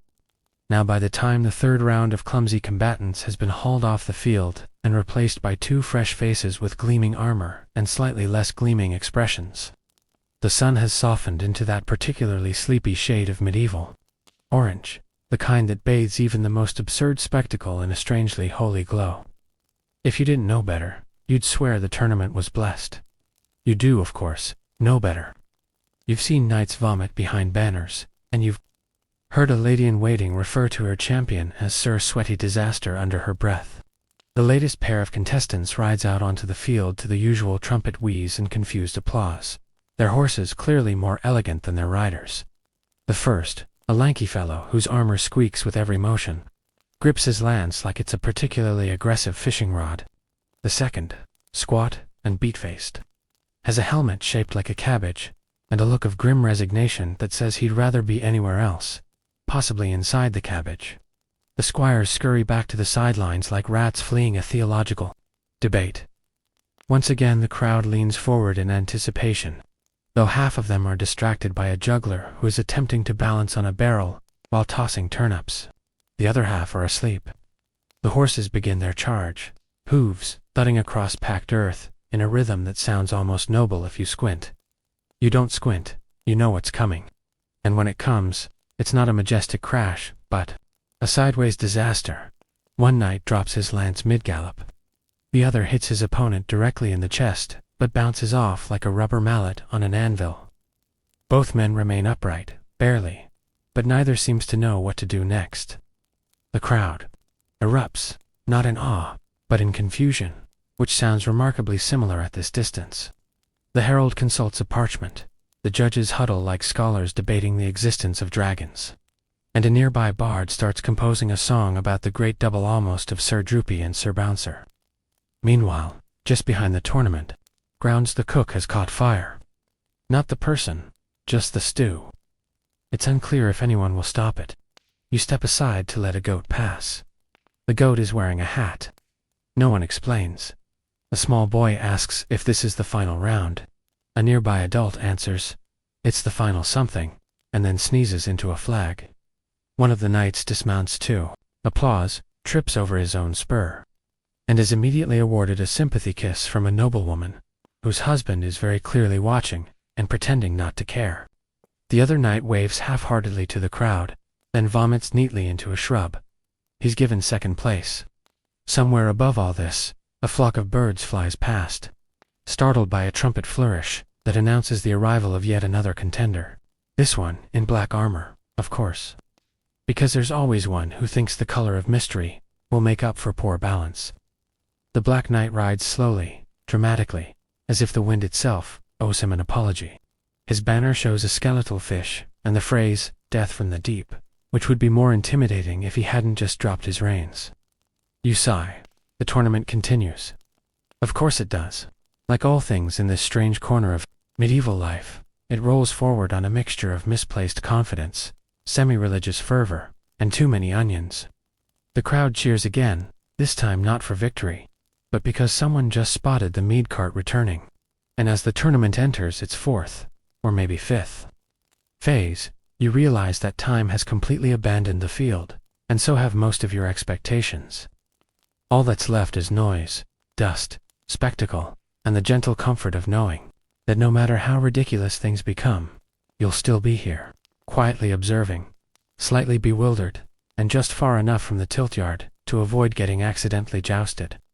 By now, the earth beneath your boots has developed a fine crust of churned dirt.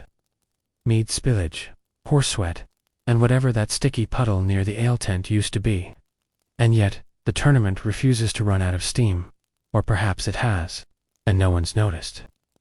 You've entered that strange medieval twilight zone where time folds in on itself like an overcooked pie crust, and events begin to repeat in new, bewildering combinations. Knights continue to emerge from behind the canvas, tense in a never-ending parade of questionable heraldry and slightly dented dignity. Each new challenger arrives with a flourish trumpets, cheers, and a hail of petals, if the local flower girls are still awake. But you can't help but notice that most of the fanfare is being recycled. The last knight was introduced as the Lion of the Southern Highlands.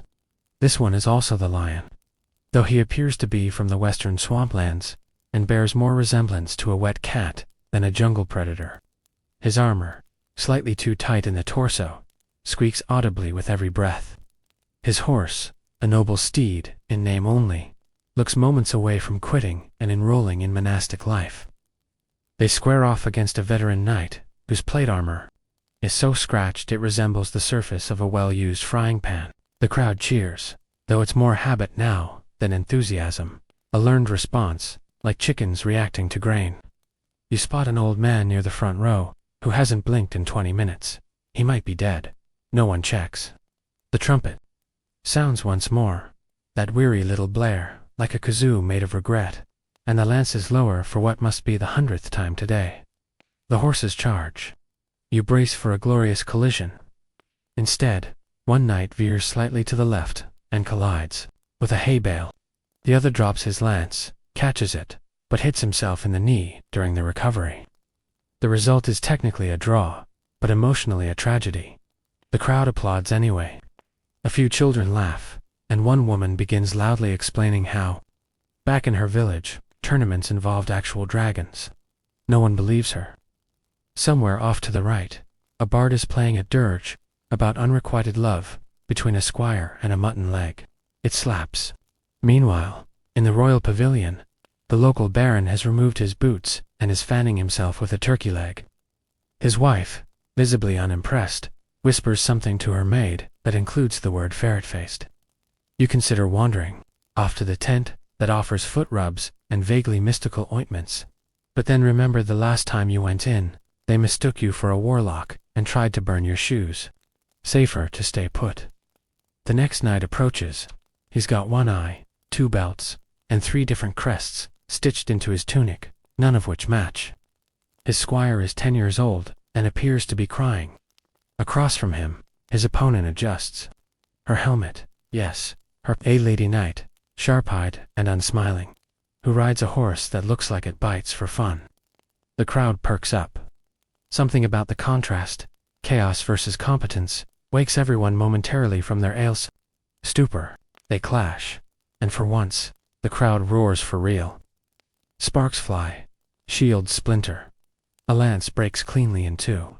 It's almost impressive, almost respectable, almost not completely ridiculous, until a loose chicken runs across the field, and both horses skid to avoid it. The duel ends with both riders sprawled on the ground, tangled in cloaks and feathers, while the chicken walks away victorious. You sigh deeply, a sound halfway between admiration and existential collapse. Around you, peasants begin placing bets on the next round, despite no one understanding the odds, or even who's competing. One man insists the tournament is cursed. Another insists it's a divine test. A third just wants more pickled eggs. And above it all, the sun finally begins to dip below the treetops, casting elongated shadows over a field that looks more like a battlefield than a sport ground. Yet no one moves. No one suggests stopping, because somewhere in this absurdity lies a comfort, a shared madness, a rhythm of pageantry and pratfalls, of noble intentions and thoroughly medieval outcomes. The trumpet sounds again. Another night rides out, and once more, the day refuses to end. And so the tournament limps on, not like a noble procession of chivalry and athleticism, but more like a slow-moving feast of splinters, bruised egos, and misplaced optimism, dragging its ironclad feet across the evening like a tired bard repeating the same stanza for a crowd too drunk to notice. By now you've lost track of which round it is, possibly the 6th, or the 7th, or some chaotic hybrid of both, and the field itself bears the scars of every hopeful charge and hopeless landing. Bent lances lie discarded like fallen branches after a storm. Helmets roll about with no particular destination, occasionally kicked by passing squires, trying to look busy, and the dirt.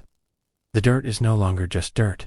It's a patchwork of hoofprints, food stains, flag fragments, and the occasional human tooth, all held together by the sheer willpower of tradition. You're not sure if the contestants are still competing for glory, or simply trying to stay conscious. The next knight to emerge is a towering fellow on a mule. Yes, a mule. Not even a particularly impressive mule, just an ordinary stony-eyed creature, with the gait of someone who's seen too much. The knight's armor has been repainted, so many times that it resembles a sad mosaic in his crest. A spoon crossed with a fish flaps limply in the breeze. His opponent, equally uninspired, is a mercenary turn contestant who rides a donkey and wears a helmet shaped like a pot. They regard one another with the mutual understanding of men who have already lost whatever dignity this event was meant to provide. When the trumpet blares, now sounding more like a dying goose than a musical instrument, they make their charge, which in this case is more of a shuffle. The mule trots. The donkey meanders. The lances wobble like old tree branches, and when they collide, it's not a clash so much as an accidental hug between 2 large, metallic insects. The audience erupts into laughter, not mockery but genuine delight, the kind that bubbles up when things get so absurd they loop back around to endearing. You find yourself smiling too, in that tired, cynical way that says, well, at least no one exploded. One of the knights drops his lance and offers the other a turnip. The other accepts. The judges, utterly baffled, declare it a moral victory, and award both men a voucher for free leg ointment. A few paces away, a group of nuns is trying to explain to a merchant why betting on nun-sponsored nights is technically not gambling. The merchant responds by offering holy relics in exchange for odds. No one knows what's happening anymore, but it's marvelous. Then, just as you're beginning to think the tournament has finally exhausted its parade of oddities, there arrives a knight on stilts. You blink. Surely not. But yes, stilts. His armor has been reconfigured to allow for two long wooden legs beneath, wobbling dangerously as he enters the field like a metal giraffe. The crowd is silent. Even the birds stop chirping. There's a long, painful pause in which everyone seems to agree, without words, that this is a terrible idea. The knight on stilts raises his lance, which is 3 times the normal length, presumably to compensate for altitude. His opponent, a very small knight riding a very large pig, seems equally confused. The pig grunts ominously. The trumpet sounds more a resigned cough than a battle cry, and the stilted knight takes a step forward, then another, then collapses. Legs splay, armor buckles, and the man disappears in a cloud of dust, pride, and splintered pine. The pig wins by default. The crowd explodes with applause. A child declares it the best joust ever. The Baroness wipes tears from her eyes, whether from laughter or despair, no one can tell. And through it all, you stand there, quietly cataloging each new absurdity, like a scribe tasked with recording a fever dream. The shadows grow longer. A minstrel begins tuning his lute for a song called Ode to the Pork-Mounted Victor. A priest mutters something about divine punishment, and as the last bit of daylight kisses the tilt-yard goodbye, you wonder, not for the first time, how anyone ever thought this was about honor. But maybe that's the point. Maybe honor is just the illusion that keeps the whole thing going. Or maybe it's the mead, talking. Either way, the tournament is far from over, and you wouldn't miss the next disaster for anything. Not even a warm meal. Not even your sanity. Night has begun to spread its velvet shawl across the sky, and still the tournament refuses to concede defeat to darkness or dignity. Torches are lit, one by one, around the perimeter of the field, their flickering orange halos casting long, erratic shadows that dance across the muddy ground like drunken ghosts reenacting past glories. The crowd, rather than dispersing, seems to grow more animated under the influence of twilight and whatever has been fermenting in the barrels since morning. You spot a baker dancing with a goat. No one stops him. Somewhere near the jousting rails, a cheese vendor is passionately explaining the difference between noble rot and regular mold to a knight with jam in his beard. The line between pageantry and pandemonium has long since vanished. On the field, a new challenger arrives, barefoot, bald, and entirely unarmored, except for a single shoulder plate and a pair of gloves that appear to be made from squirrel hide. He announces himself as Sir Whisper of the North Wind, which earns him a moment of contemplative silence, followed by a collective shrug. His opponent is a man riding backwards on his horse, possibly on purpose, possibly not. The trumpeter, whose lips are visibly blistered at this point, gives a half-hearted tootle, and the two men charge, or at least approach one another, in slow, suspicious spirals. When they finally meet, it is not with a crash, but with a gentle embrace, followed by a wrestling match that looks more like 2 exhausted fish flopping on a riverbank. The crowd claps politely. Someone offers them soup. It's unclear who wins, but no one seems to care. Then the drums begin, not official ones, but a spontaneous rhythm from a group of peasants using wooden bowls, spoons, and the occasional bucket helmet. The beat builds, chaotic and joyful, and without warning, the tournament field becomes a dance floor. Knights join in, armor clanging to the beat like medieval maracas. A squire juggles apples. 2 falconers attempt a duet. You see a priest dancing with what might be a tax collector, or possibly just a man in a long robe, pretending to be important. Either way, it's working. Even the donkeys seem to sway in rhythm. You consider dancing yourself, but a flash of motion on the far side of the field interrupts your reverie. A new knight? No. 2 are approaching. Twins, identical in every detail except one has a red feather in his helmet, and the other has a blue. They ride matching steeds, wear matching armor, and carry lances carved with matching runes. Their names shouted by a herald, who has now completely lost his voice, and can only croak like a dying frog, are Sir Echo and Sir Mirror. No one knows what their gimmick is, but everyone is intrigued. The crowd quiets.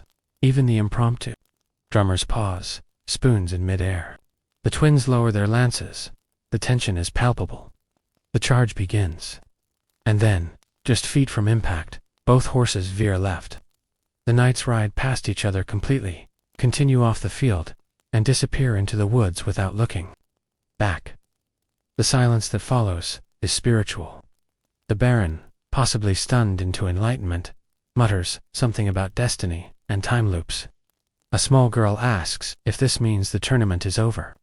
Her mother, eyes wild with fatigue, says the tournament has no end, only intermissions. The trumpeter faints. A monk declares it a sign of divine mystery. A chicken lays an egg on the head of a passed-out juggler. And somehow, it all makes sense. You take a deep breath.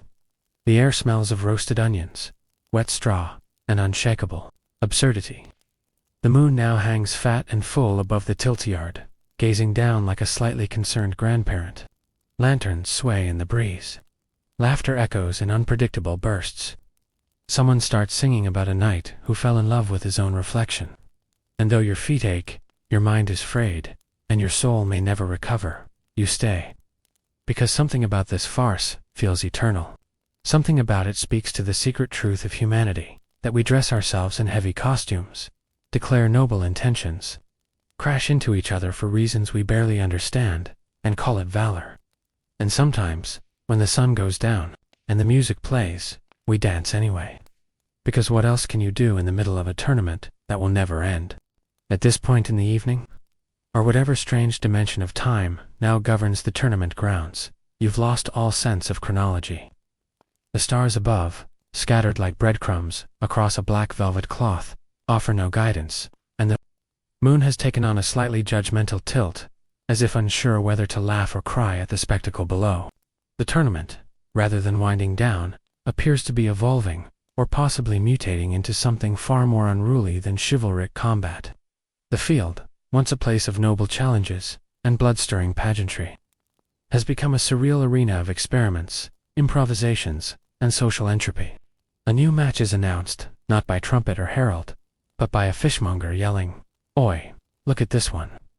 As a knight covered entirely in feathers waddles toward the center, on stilts, made from broom handles, his opponent, a monk in roller skates, pulled by two overfed geese. The rules are unclear. There is no charge. Instead, they orbit one another in slow, erratic circles, hurling insults in Latin and occasionally lobbing stale bread as projectiles. One of the geese breaks formation to chase a pastry thief, and the monk is dragged across the mud like a divine mop. Spectators cheer. Somewhere in the crowd, an academic scribbles frantic notes, muttering something about ritual chaos and post-feudal symbolism.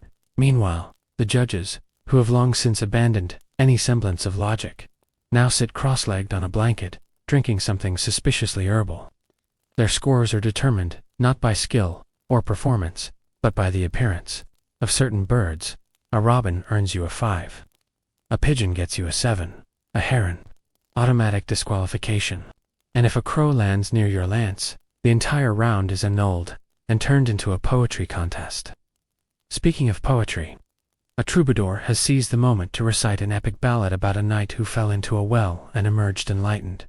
He's on verse 37, when a cabbage hits him square in the mouth. The crowd applauds the cabbage. Near the tiltyard fence, a group of children have started their own tournament, using wooden spoons and inverted buckets.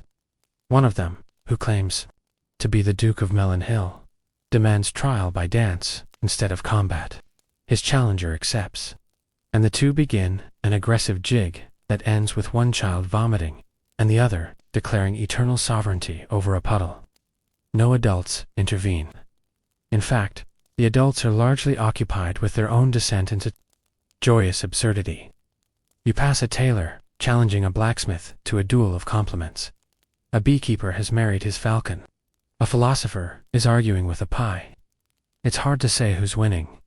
Then comes a slow, almost reverent hush. A new figure enters the field, not riding a horse or a mule, but a barrel. He's seated inside it, legs dangling from two crudely cut holes, propelling himself forward using two frying pans as paddles. His armor is made from kitchenware. His helmet is a soup pot. The crowd stares, mesmerized. His opponent, a woman, riding a wheelbarrow, pushed by 4 squires in matching tunics. She holds no lance, only a loaf of bread sharpened to a point. When the trumpet sounds, or rather, when someone blows into a kettle and declares it good enough, they begin their approach. It's not fast, it's not graceful, but it is inevitable. They meet at the center, with a dull thunk, like a pantry falling over. No one falls. No one yields. Instead, they share a polite bow and swap recipes. The crowd, uncertain whether to cheer or nap, chooses both. You find a bench made from old planks and contemplate your own place in this living tapestry of lunacy. Behind you, a juggler is attempting to juggle live chickens. It is not going well. A dog in chainmail chases a flag. A group of friars sing sea shanties, despite being miles from any sea. And the moon, now hanging directly overhead, bathes everything in soft silver, the armor, the mud. The dreams of victory long since replaced with the simple hope of finding your shoes before sunrise. And yet, for all the madness, there is a strange kind of peace here. A fragile, ridiculous harmony held together by shared confusion and stubborn joy. The tournament, such as it is, continues, and so do you. You lean back, you exhale. Somewhere nearby, a goat begins its evening sermon. You listen, not understanding a word, but feeling every syllable in your bones. You awaken, though you're not entirely sure you had fallen asleep to the sound of bagpipes wrestling with a tuba. It is neither dawn nor night, but some in-between moment when even time seems uncertain, like it's hesitating at the threshold, unsure whether to go forward or loop back. Around you, the tournament sprawls on like a dream refusing to end, gaining more layers, more characters, more baffling detail with each passing hour. A man in an oversized boot gallops past on all fours, chased by a troop of nuns wielding breadsticks. You don't even flinch. Nothing surprises you anymore. The lines between spectator, competitor, and props have fully collapsed. A cheese wheel is being treated as a sacred relic. A knight rides into the tilt yard, dragging a plow, declaring himself Sir Agriculture, champion of peasants, sewer of justice. His lance is a rake. The crowd roars. Children pelt him with corn in tribute. And before anyone can question the symbolism, another knight arrives in a full pig costume, oinking his challenge. The duel is delayed when both start laughing and fall over. No one objects. Somewhere in the stands, 2 rival minstrels are engaged in a musical duel that escalates to include interpretive dance and puppet insults. A goat has been elected mayor of the haystack. You learn this from a tax collector who is now employed as the goat's secretary. A woman walks by in a full suit of scrolls, her armor made entirely from love letters and failed poetry. She speaks only in rhyme. You ask her what time it is, and she responds with, "When mud becomes silk and soup becomes law, that is the hour your answer shall draw." You nod, as if that makes perfect sense. The Baron, once proud and pristine, atop his viewing platform, is now draped in flower garlands and appears to be asleep beneath a parasol held by a duck. No one wakes him. A spontaneous parade forms no theme, no purpose, just participants. Bakers, butchers, knights, children, donkeys, dancers, jesters, monks, a man holding a fence post and calling it destiny. They circle the field to no rhythm, singing made-up songs about bravery and marmalade. You get swept into it without resistance. Marching beside you is a knight with a codpiece shaped like a swan and eyes that have seen too much. He says nothing, just nods. That's enough.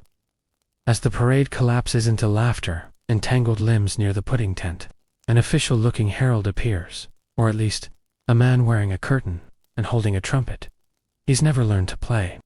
He climbs onto a barrel and proclaims, "The final round approaches." The crowd gasps. Someone faints. A child bursts into tears, though no one is sure why. You, against all logic, feel your heart stir. Could there really be an ending to all this? The field is cleared. Torches are lit. Bells ring. Actual ones, and some fashioned from soup bowls. Everyone holds their breath. And then, from opposite ends of the tilt yard, the finalists appear. One is a knight on a unicycle wearing nothing but a cloak made of stolen tavern napkins. The other is a knight riding a pig, armed with 2 loaves of garlic bread. The tension is real. A hush falls over the chaos. Even the goats pause, they're climbing. The two approach, slower than expected. Much slower. In fact, one dismounts to tie his shoe, and forgets to remount. The other stops to offer someone a slice of ham. When they finally meet in the middle, they do not clash, they sit, side by side, cross-legged in the dirt. And they begin to talk. You can't hear the words, but you can feel the weight of them. There is nodding, a hand on a shoulder. A shared sip from a winesky in the crowd, so used to cheering and laughing and shouting nonsense, is suddenly quiet. Moved, one by one, they sit too. Across the field, around the edges, in the mud and hay and spilled cider, everyone sits. Even the baron stirs, blinking in half-sleep, and mutters, perhaps, this is the true joust. A juggler drops his pins in awe. A scribe weeps into his parchment. Somewhere, a duck takes flight. And just like that, the tournament ends, not with a crash, a blow, or a banner raised in triumph, but with a shared stillness. A moment of silence, a sudden and beautiful lack of performance. You sit too, eyes wide, heart strange. The moon watches, satisfied. And you realize, finally, that the tournament was never about victory. It was about surviving long enough to become part of the joke, the ritual, the dream. And now, like all dreams, it begins to fade. The quiet after the absurd is always the loudest. The field lies littered with the remnants of 100 declarations of valor, soaked in cider, trampled by hooves, and occasionally blessed by the passing goose. No trumpets now, no fanfare, just the soft rustling of banners still flapping out of habit, and the sigh of a knight whose armor has finally given up and fallen off in pieces around him. The crowd, once a tidal wave of noise and sweat and meat breath, now disperses in slow drifts, like autumn leaves, unsure where to fall.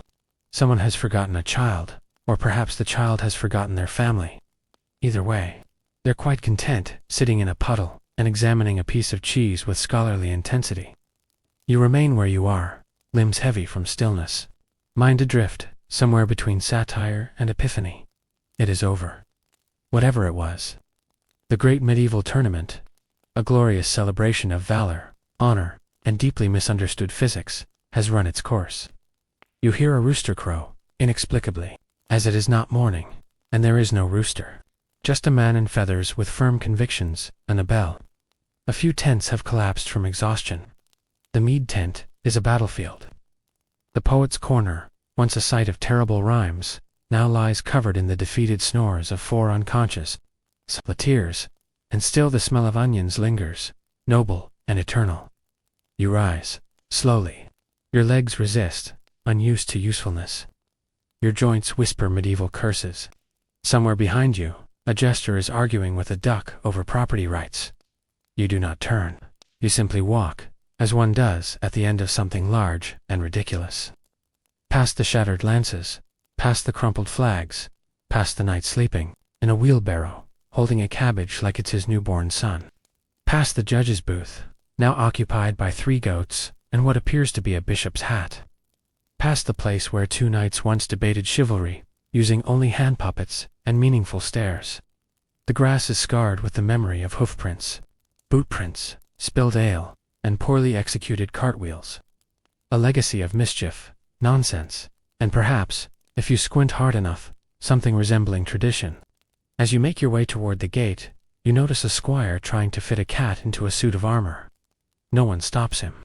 In a corner, 2 old crones are tallying bets and awarding turnips. The bard from earlier plays a final note on a lute missing, most of its strings and half of its dignity. The melody is strange and beautiful in a way that makes your teeth itch. A sudden breeze stirs the field. It smells of hay and old sweat and a kind of hope that has long since given up pretending to be serious. You reach the edge of the field. Behind you, the tournament sleeps. Ahead of you, who knows? Perhaps another town, another field, another group of half-mad nobles determined to chase honor on horseback while dressed like teapots. Or perhaps just a tavern. A quiet one. With a chair that doesn't move. And soup. Yes, soup. You look back one last time. A final glance. The sun has nearly set now, bleeding gold into the dust. And in the center of it all, barely visible through the haze, stands a child holding a wooden sword, facing down a pig with great conviction. No crowd, no prizes. Just two creatures of the realm, pretending with all their hearts. You smile. Because, in the end, that is the truest spirit of the tournament. Not the armor, or the banners, or the carefully written oaths. But the willingness to believe in something ridiculous and ride at full speed into the unknown. You tip an imaginary hat to the field, to the madness, to the memory. And then, with feet that feel both heavier and lighter than they ought to, you leave. Not victorious, not defeated, but initiated. A citizen of nonsense.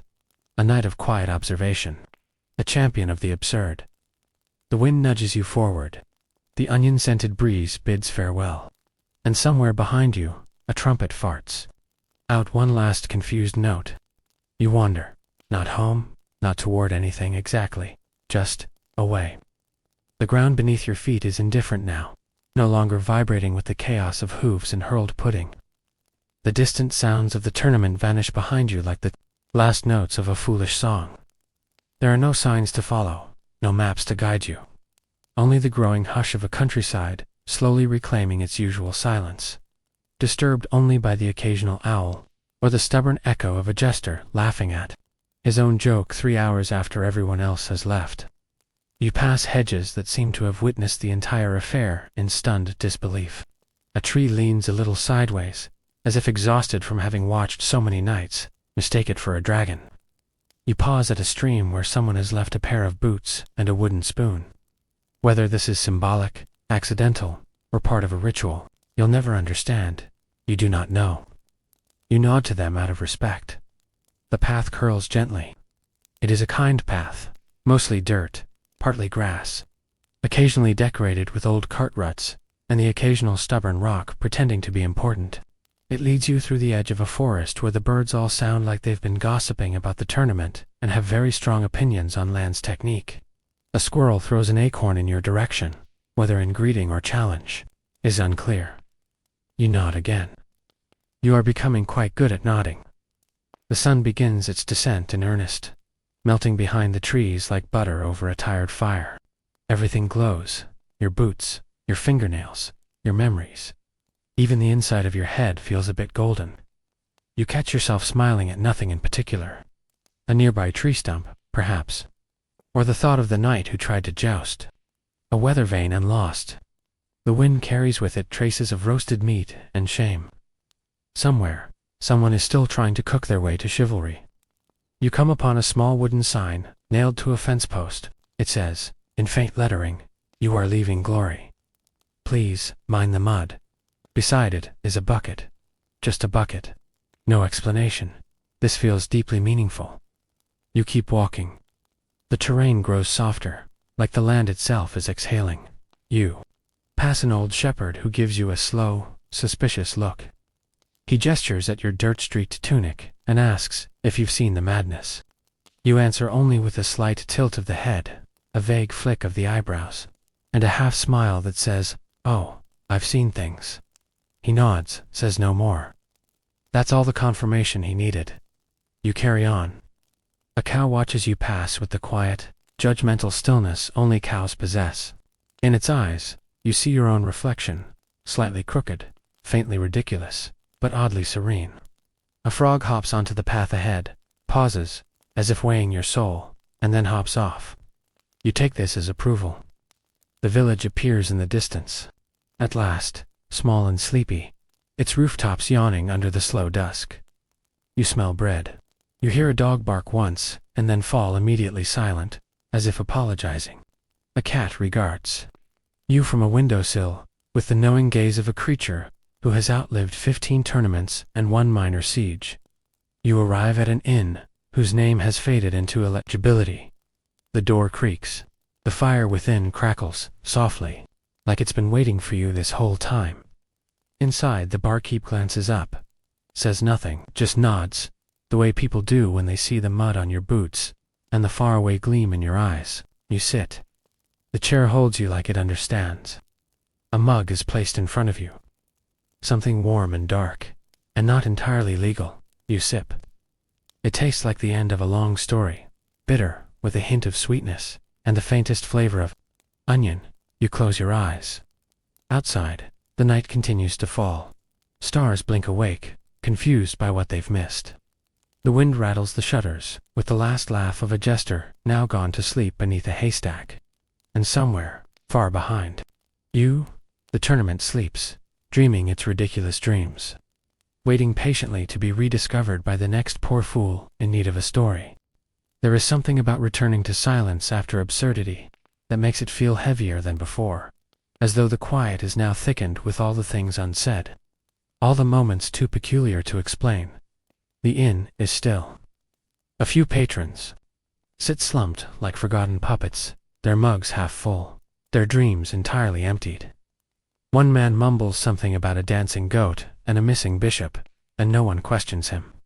Another is asleep with his face in a bowl of turnip stew, snoring softly and occasionally blowing bubbles. The fire continues to crackle as though rehearsing a lullaby. The flames move like old men, slowly with purpose, and just a hint of mischief. You sit with your back to the room, staring at the wooden grains in the table before you. They look like rivers, or roads, or perhaps the outlines of someone jousting a very surprised duck. You blink. Perhaps you are tired. Your hands are still sticky from the day, a mix of sweat, sugar, and possibly someone else's mead. You resist the urge to ask whose mead it might have been. Some mysteries deserve peace. The innkeeper brings you a piece of bread and a nod. The bread is slightly burnt. The nod is perfectly baked. You eat in small, thoughtful bites, like someone savoring the final notes of a ridiculous opera. Behind you, a lute strikes a chord. It is not a good chord. It is the kind of note that suggests the lute is protesting its involvement. A voice begins to sing, slow and tuneless, about a knight who once mistook a horse for a maiden and proposed accordingly. The lyrics are tragic. The laughter is not. You smile, not at the story, at the fact that stories like this exist, at all that someone somewhere found it necessary to immortalize nonsense in verse. You finish your bread, you sip your drink, you sigh, and then slowly, you rise. The room shifts slightly, uncertain whether you are leaving or about to deliver a monologue. You do neither. You simply walk upstairs. The stairs creak beneath your weight, like elderly philosophers disagreeing. The hallway is narrow and crooked, full of strange portraits, one of a chicken in armor, another of a knight with a carrot for a sword. You are given room 7. The key is made of iron, too large for modern hands, and it turns with the sound of a distant trumpet, regretting its choices. Inside the room is a bed, a candle, and a window that looks out upon a field you cannot see, but can still somehow feel. You undress with the slow dignity of someone peeling a banana with philosophy. Your boots fall to the floor like tired soldiers. Your shirt folds itself as best it can. The bed creaks as you lie down, not a protest, more of a welcome. You stare at the ceiling. It has a crack that looks like a sword, or a duck, or possibly both, depending on your angle. Your eyes drift shut, not because you are trying, but because the day has finally decided that you've seen enough. In the stillness of the room, you can hear the echo of hooves, the clatter of cups, the unending argument of who actually won.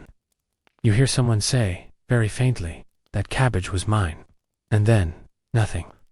Just the deep, velvety quiet of a world that has spun itself silly and is now tucking itself in.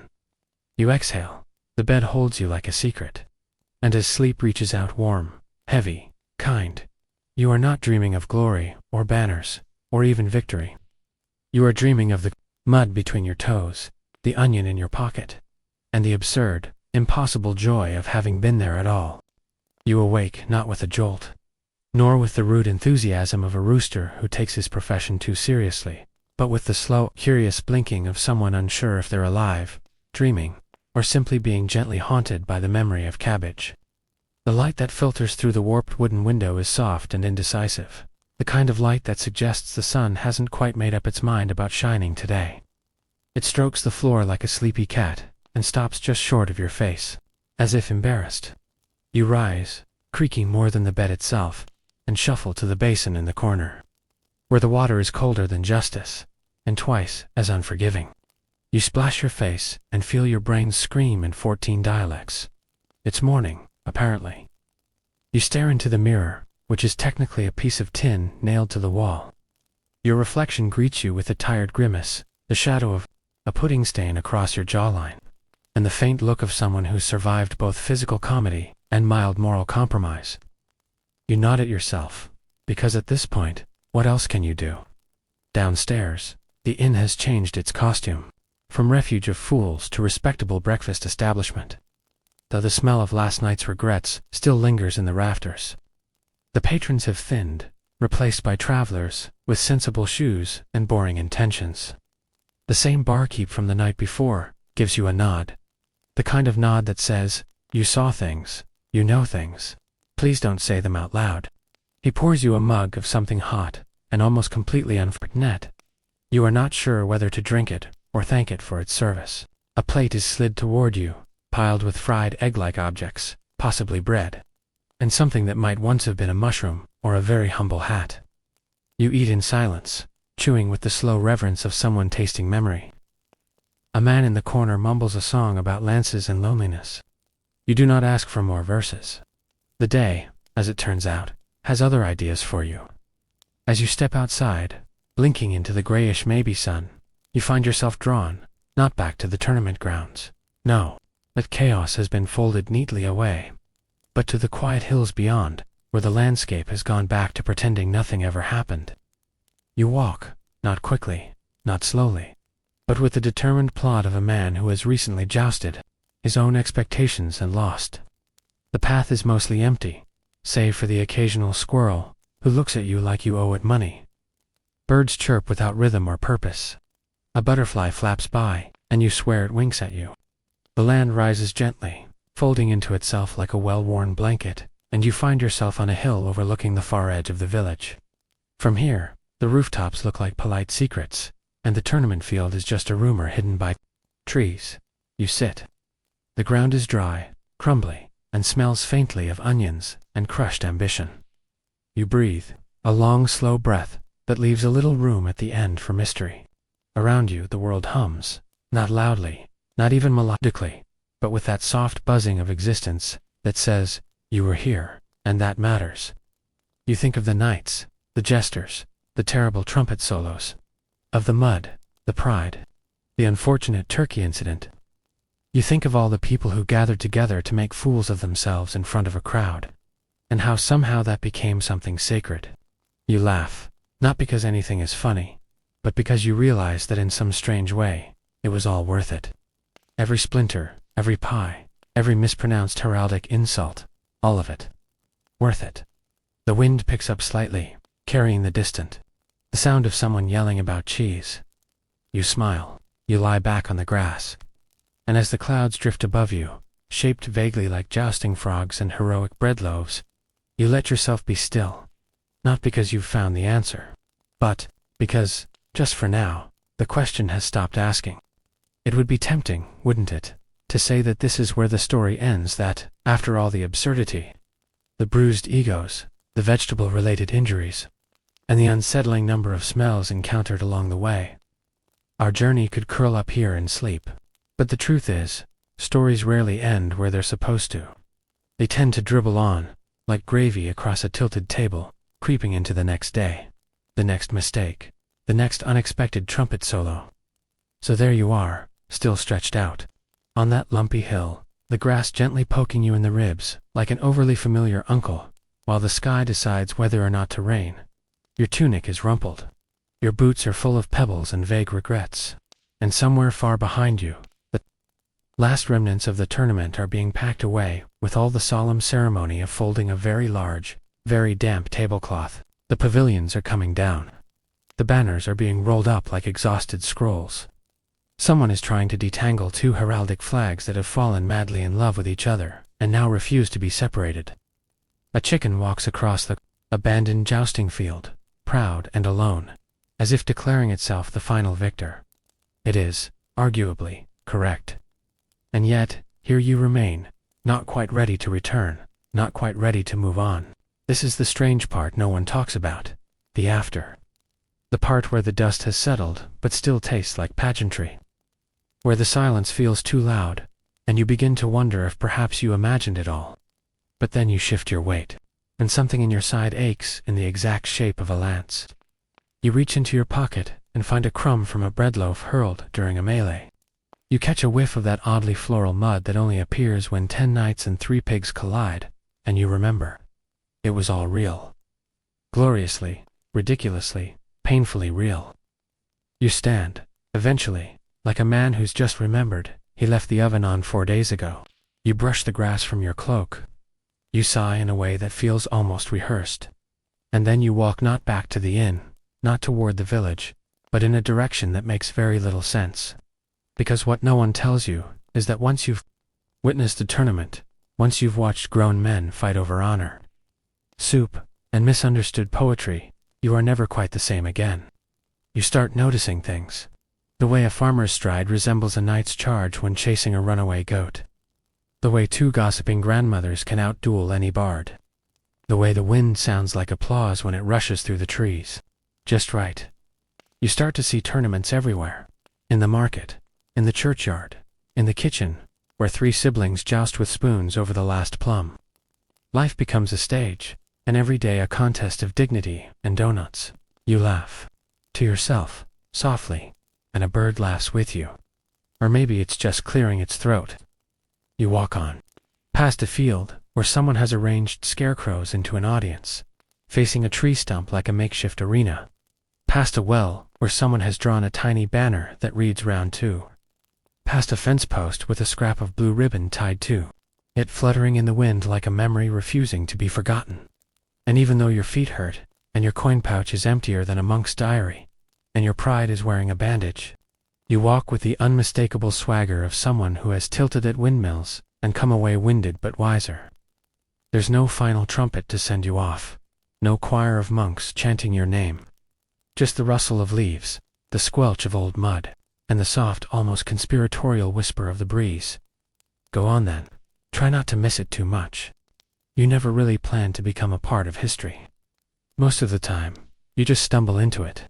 Like tripping on a stray turnip and landing face first in the chronicles of local legend.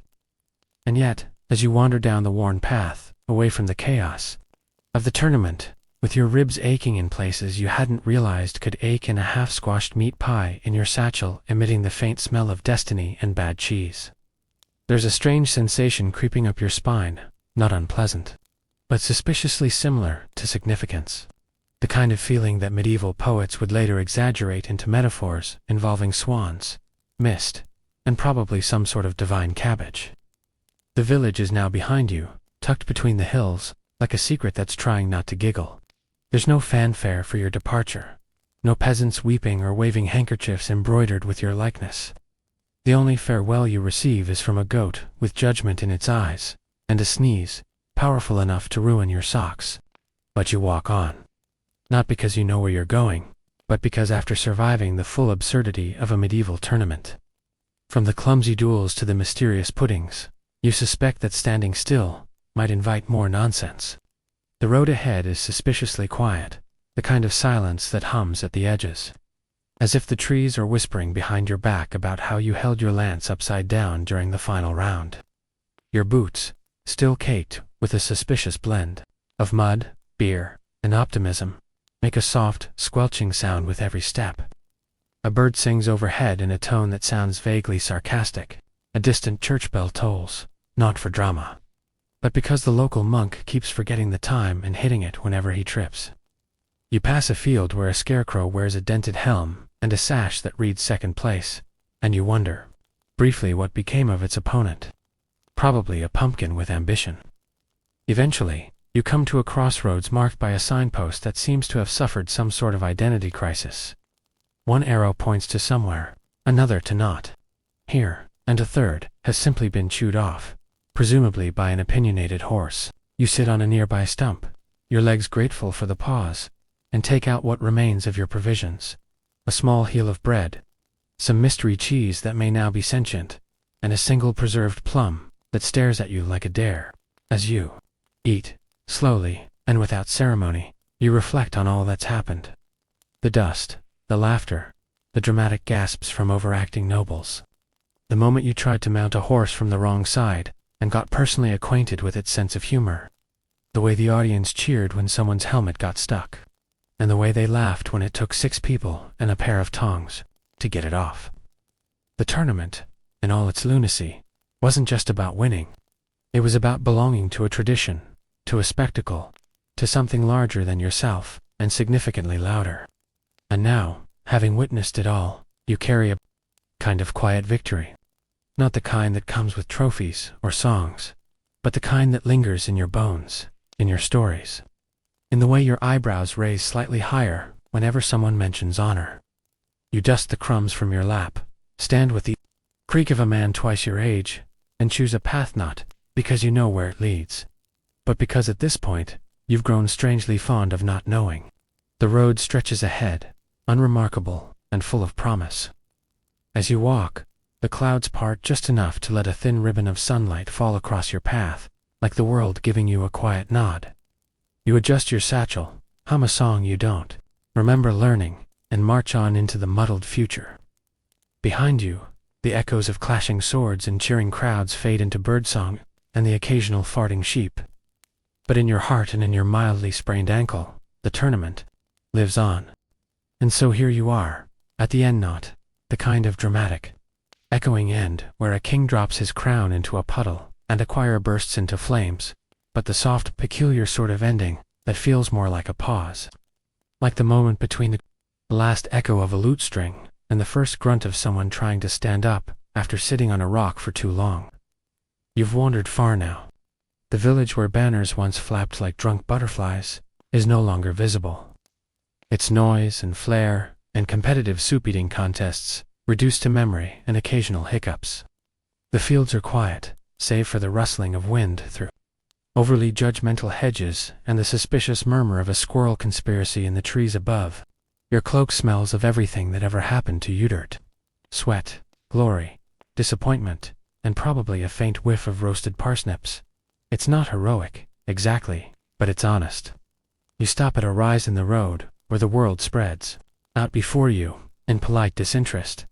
There's no fanfare, no trumpet announcing your final monologue, just the far-off bleating of a goat who may or may not be taunting you from behind a fence. But that's the thing about journeys, isn't it? No one claps when you quietly survive them. No bard sings about the time you didn't fall into a latrine. No scribe rushes to record the moment you finally got the mud out from between your toes. But those are victories too. Small, unglamorous, deeply personal triumphs that live in your memory like warm coals in a hearth. You stare at the horizon, where the sky turns uncertain shades of pink and apology, and realize this wasn't really about tournaments, or lances, or even the pudding-related injuries. It was about absurdity. It was about walking straight into chaos with nothing but a dented helmet and the kind of optimism usually found in people who try to race chickens. You were ridiculous, glorious in your lack of grace, and maybe that's the point. The world doesn't need more perfect heroes. It has enough statues already. What it needs is people who are willing to trip over their own sword belt and get back up anyway. People who laugh when the helmet's on backwards. People who remember to look at the stars, even when their boots are full of soggy breadcrumbs. As night begins to nudge the sky and the air cools just enough to make your knees creak like reluctant hinges, you find a place to sit. It's not majestic. It's just a rock. But it'll do. You settle in. Let your mind drift. Maybe tomorrow you'll find another village, another tournament, another chance to prove absolutely nothing to no one at all. Or maybe you'll just sit there for a while longer, listening to the crickets, tuning their legs, and the faint rustle of history snoring in the hedgerow. Either way, you've earned it. Not the glory, not the gold, but the rest. The sweet, unspectacular, utterly ordinary peace of having made it through. You close your eyes. The breeze ruffles your hair like an old friend. Somewhere far away, a trumpet sounds, but it's probably just a cow with a sinus problem. Sleep comes slowly. Not because you're tired, but because this story, like all stories worth telling, refuses to end too quickly. It lingers. It sighs. And then, finally, it lets you go.